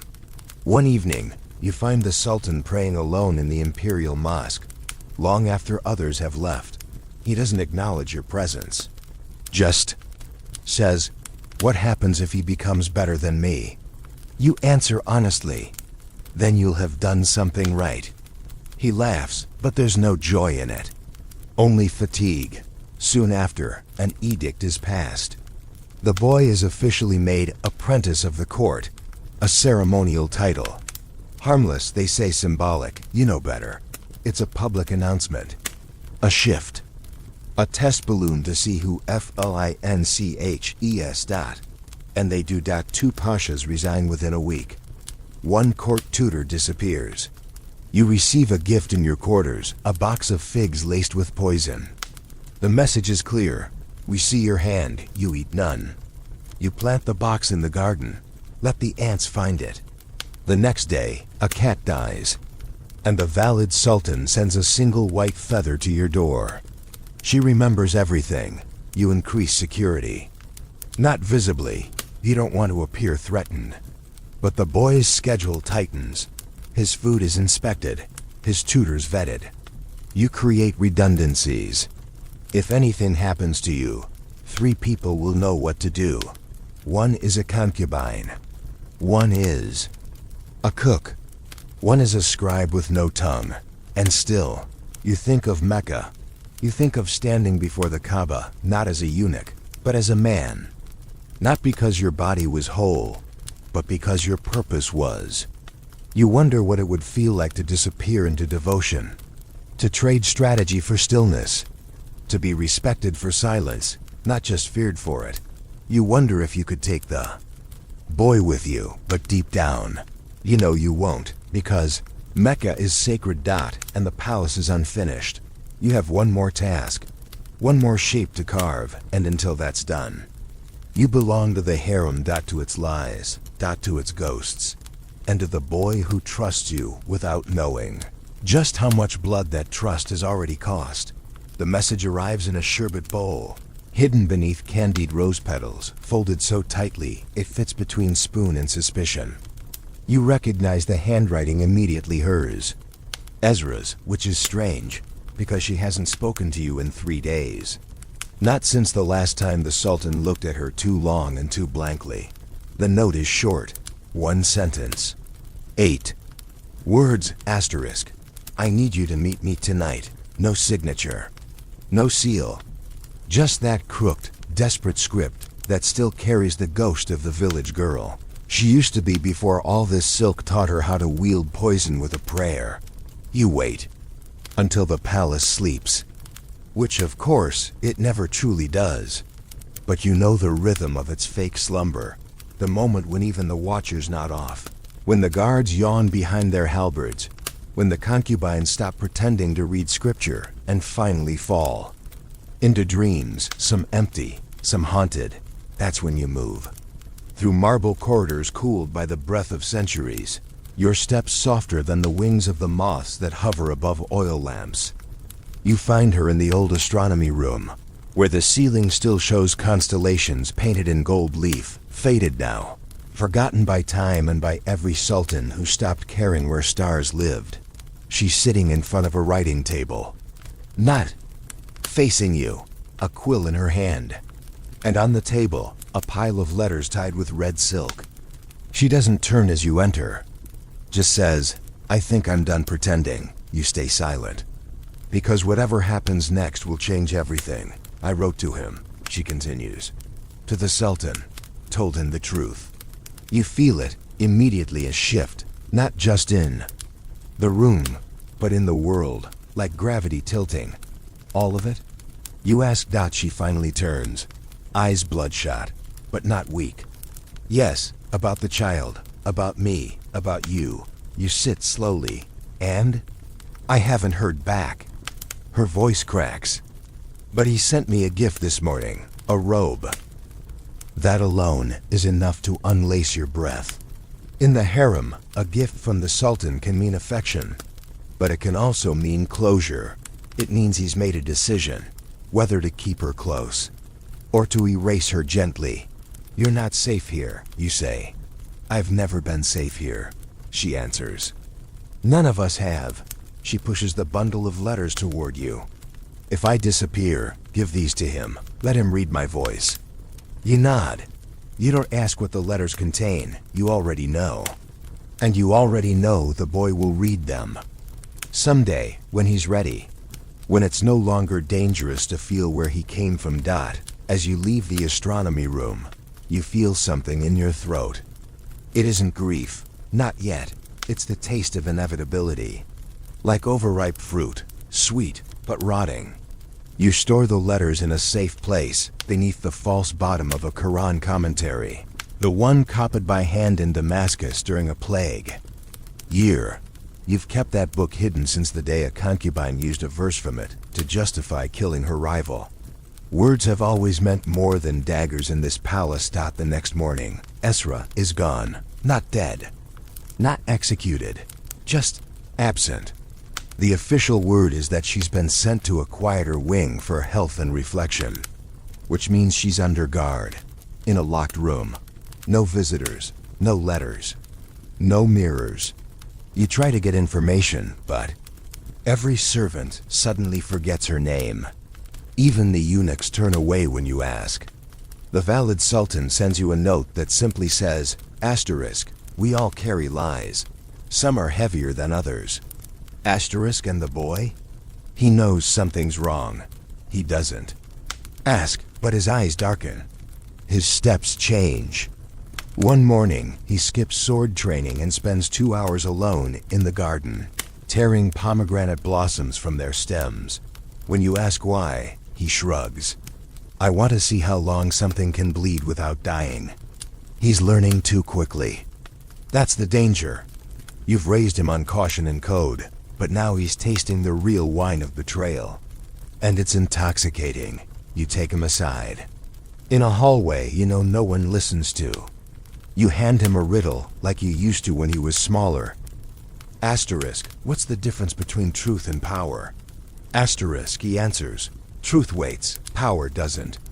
And that, you realize, is not a boy's answer.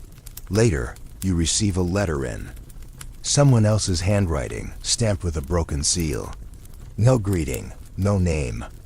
Just a single line. Asterisk, she has already written your ending. Asterisk, you burn it. Not out of fear. Out of habit. You begin writing again. Not messages, not reports. But something more dangerous. A journal, not for history, for him. You begin it with, asterisk, my name is not important. But you've said it more than anyone ever did. And then you fill the pages with everything the palace has tried to bury about your castration. About the bathhouse plots, about the old eunuch who trained you with silence instead of lessons. You write about how love survives without organs. How loyalty doesn't always mean obedience. How a eunuch can shape an empire even when his shadow never makes the tapestries. You hide it in a lamp base. Mark it with a petal of crushed indigo. If he finds it, you want him to know. None of this was accidental. You were not made for the harem. You made yourself inside it. And then, just before dawn, you receive a visit. Not from a guard. From the sultan. He wears no crown. No ceremony. Just a plain robe and tired eyes. I read her letter, he says. You wait. She betrayed me, he continues. But she did it with love. You nod. That's the most dangerous kind. She asked me to protect him, the sultan says. Even now, and will you? You ask. He looks away. That depends. On what? On whether I still believe in legacy. You don't answer. Because you already know the answer. Legacy is never chosen. It's born screaming, and sometimes it's carried by the ones no one wanted. Especially us. Revolutions don't always come with drums. Sometimes they arrive folded into imported fabric, stitched into hems, passed hand to hand through the quiet glances of servants. And on this particular afternoon, revolution smells like French soap and gunpowder. You hear it before you see. In a strange hum, a vibration in the palace air that doesn't belong. Not quite music, not quite menace. But change, undeniable and approaching. The envoy arrives wearing a waistcoat so tight you wonder how he breathes. Speaking Ottoman with a French accent thick enough to slice. He brings gifts, of course. They always do. A telescope. A box of ticking gears. A book bound in leather that he claims explains governance by the people. You almost laugh. The idea of this palace being governed by anyone other than silk, shadow, and whispered threats. Ridiculous. But the Sultan doesn't laugh. He listens. He asks questions. That's when you know things are shifting. Later, you find one of the new clocks ticking on a pedestal near the fountain. It counts minutes. The old palace clocks count prayers. That's the difference. This one doesn't care about faith. It cares about now. And you? You've always lived in before. You begin to see the changes everywhere. The kitchen staff start wearing French aprons. The concubines begin tying their robes differently, imitating styles seen in a foreign painting. The Sultan speaks of parliaments in his sleep. The boy asks what liberty means. You tell him it's a word that tastes sweet in the mouth and bitter in the stomach. You don't explain why. One morning, the boy hands you a scroll he found tucked behind the astronomy bookcase. It's old, fraying, but unmistakably revolutionary. Not in content, but in purpose. A manifesto written by a long-dead pasha who dreamed of abolishing the harem entirely. You read it. It's naive, full of hope and dangerously clever. You burn it slowly, without telling him. Because fire understands timing better than any clock, you begin to understand your new problem. It's not just the chain anymore. It's the world. The very air is turning against the old ways. You can't silence the wind. You can only try to direct it. So you call in your oldest allies. The Velid Sultan listens carefully, fingers tapping her cane in a rhythm only she understands. Westerners change nothing, she says. They just wear their cruelty on cleaner linen. You nod, but she knows the truth. The palace is becoming an echo chamber for ideas it doesn't understand. And echoes, once unleashed, bounce until they break something. You watch the boy closely. He's grown taller, his shoulders sharper, voice more firm. He listens less and speaks more. A few days ago, he contradicted a senior advisor in front of witnesses. You would have punished him before. But now, you're unsure whether to scold him or follow him. Then something unexpected happens. A painting appears in the corridor near the Sultan's study. It's a gift from the French. It shows a palace, not Ottoman, not French, something imagined. A blend. Women walk freely, unveiled. Men speak with gestures that suggest equality. The Sultan stares at it for hours. One night, you catch the boy sketching his own version of it in the dust on his window pane. You remember a passage from Eleanor Herman's Sex with Kings. Sometimes, a ruler is seduced not by flesh but by vision. You wonder if that's what's happening. The Sultan isn't falling for revolutionaries. He's falling for the idea of being remembered as one. But vision is dangerous. It opens doors and reveals things that were safer hidden. Rumors start, quiet ones. The kind that sit behind the eyes of servants. That the boy was not born of royal seed. That he's not the Sultan's. That he's a product of strategy, not blood. You expected this. You tried to prevent it. But time, like the French, ignores your plans. You intercept a scroll sent from one advisor to another. It reads, asterisk, when clocks replace prayer, who replaces the bloodline? Asterisk, you prepare for the worst. The next week, there's an assassination attempt. Not on the boy, not on the Sultan, but on a clock. One of the French gifts. It's found shattered near the bathhouse, its gears scattered like teeth. A warning. Not to kill, but to say, we see the change, and we won't allow it. The palace tightens. Doors are locked earlier. Servants inspected. Even you are watched now. Your scrolls eyed, your movements mapped. You find a hairline crack in the bottom of your teacup, someone's way of saying, you're not untouchable. And yet, you keep going. Because you have one more plan. You start building an archive, not for public reading. Not yet, but for after. A record of the lies, the truths, the names. You include maps, letters, even a fragment of Ezra's embroidery. You stitch this history in layers, in code, in ink made of boiled walnut skins and soot. The boy helps, though he doesn't know. You tell him their lessons in cipher. He believes you.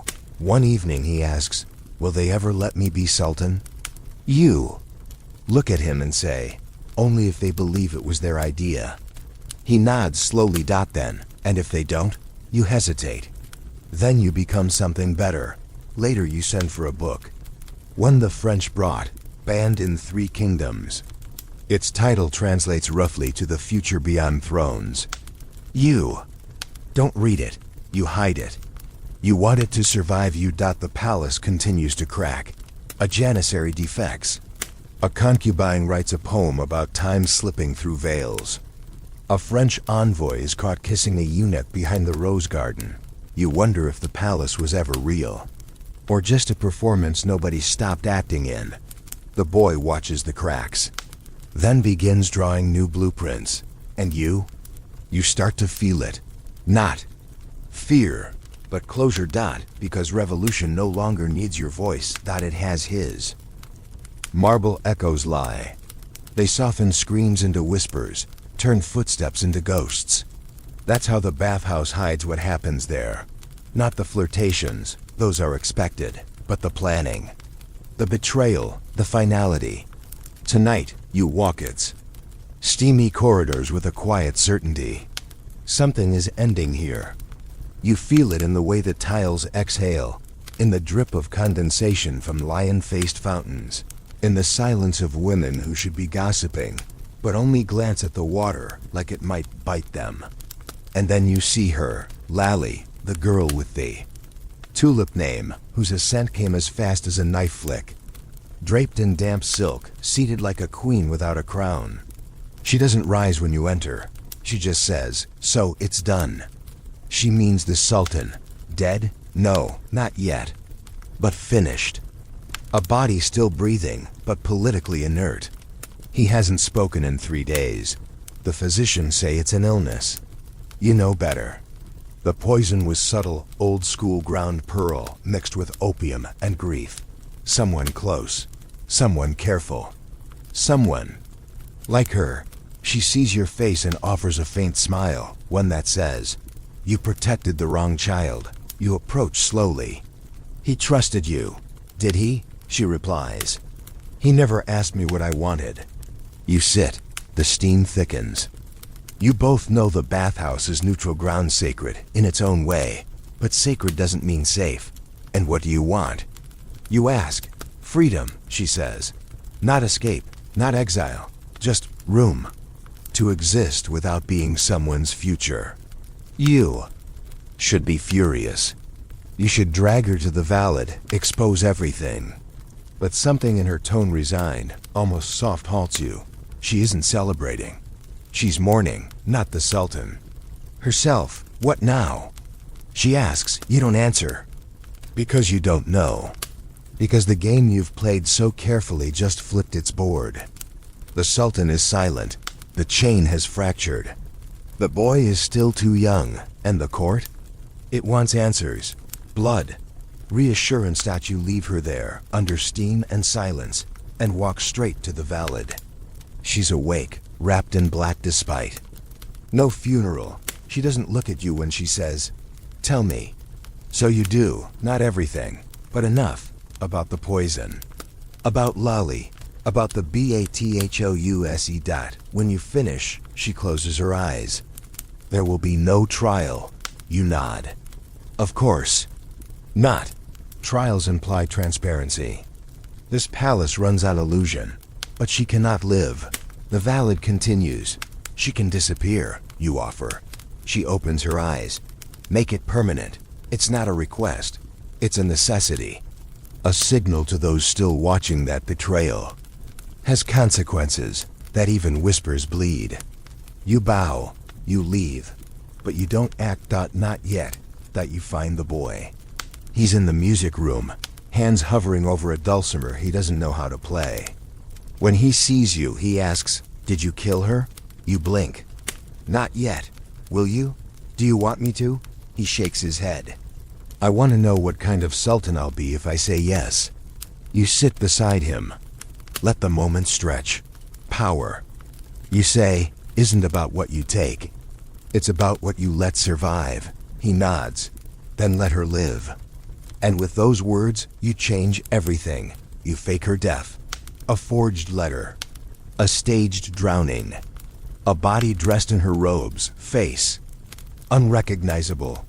You send Lali away deep into Anatolia, under guard but unchained. She disappears like so many others. But this time, by your design, you tell the valet it's done. She suspects, but she doesn't challenge, because the boy is watching now. And his eyes carry weight. You begin managing the transition. The Sultan is still alive, but absent. A regency, unofficial, begins to take shape. The court lines up. Some behind the valet, some behind the boy, some behind you. The ones who back the chain fade into illness and resignation. One hangs himself with a silk sash embroidered with verses he never understood. The boy asks to visit his mother. Esra, you arrange it, quietly. She is older now, sharper in her stillness. When they see each other, they don't cry. They just sit, fingers barely touching, breathing the same air for the first time without lies between them. Afterward he tells you, I understand now. You don't ask what. Because whatever it is truth. Grief, strength, it's his to carry. That night, you return to the bathhouse, alone. You wash slowly, methodically, like someone preparing for burial. Because in a way, you are not a death of body, but of role. You've done what you set out to do. Protected the boy. Shaped a legacy. Survived. Now you must let go, not all at once. Not publicly. But piece by piece. You begin transferring duties, training successors, writing instructions. Revisit every place that held your secrets. The garden where you first saw a concubine murdered. The corridor where the boy learned to lie. The balcony where the Sultan asked if he could still be remembered. You leave something in each one. A note. A token. A whisper. Not for memory. For continuity. And finally, you return to your quarters. You burn everything that can be traced. You keep only the book. The ink palace. Now full. Now complete. You write one final line. Let him be the first Sultan born. Of silence, not war. And then you sleep, not deeply, but peacefully. You're standing behind the boy. No, not the boy anymore. The young man, the heir without title. The shadow prince who was never meant to exist. He wears his robes differently now, with the ease of someone who has learned how to carry the weight of fabric and expectation at the same time. The morning light catches his cheekbone like a crown not yet placed, and you find yourself wondering, not for the first time, whether this is what fate looks like, unmarked, but undeniable. The council is waiting behind those carved double doors. The empire is holding its breath, and you?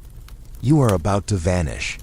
Not all at once, not theatrically, but the way walls vanish when people finally see the view behind them. He turns, meets your eyes, says nothing. He doesn't have to. Everything that needed saying was said in the long nights of hidden letters, in the quiet afternoons of forbidden lessons, in the stifling corridors where you shielded him from the smoke of history. You nod. He steps forward. The doors open. Trumpets do not sound. This is not coronation. This is confirmation. He walks in. You walk away. No one stops you.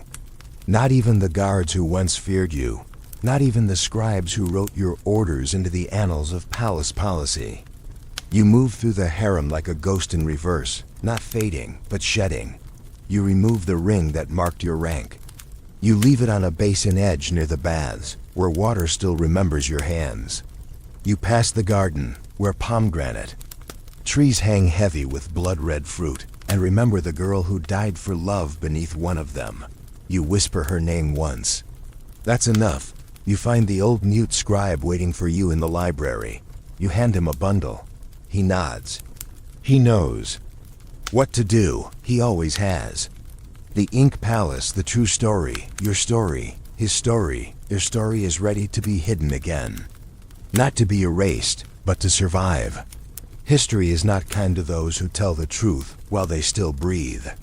Better to let it ferment in silence until it ripens into legend. The boat is waiting on the shore just beyond the back kitchens, where no one but bakers and ghosts tread. You are not disguised. You wear simple robes, dark, clean, with no insignia. The man waiting at the oar nods but doesn't speak. Of course he doesn't. He was paid well not to ask why a man with no beard, no family, and too many secrets is being rowed away from the Empire's beating heart. You climb in, you sit. You watch the domes shrink behind you, the same way memory does when time moves faster than regret. The boat doesn't take you far. Just across the strait, to a small villa owned by no one and everyone. Inside there's a garden, a library, a mirror you don't look into. You begin to write again, but not messages, not orders, just thoughts.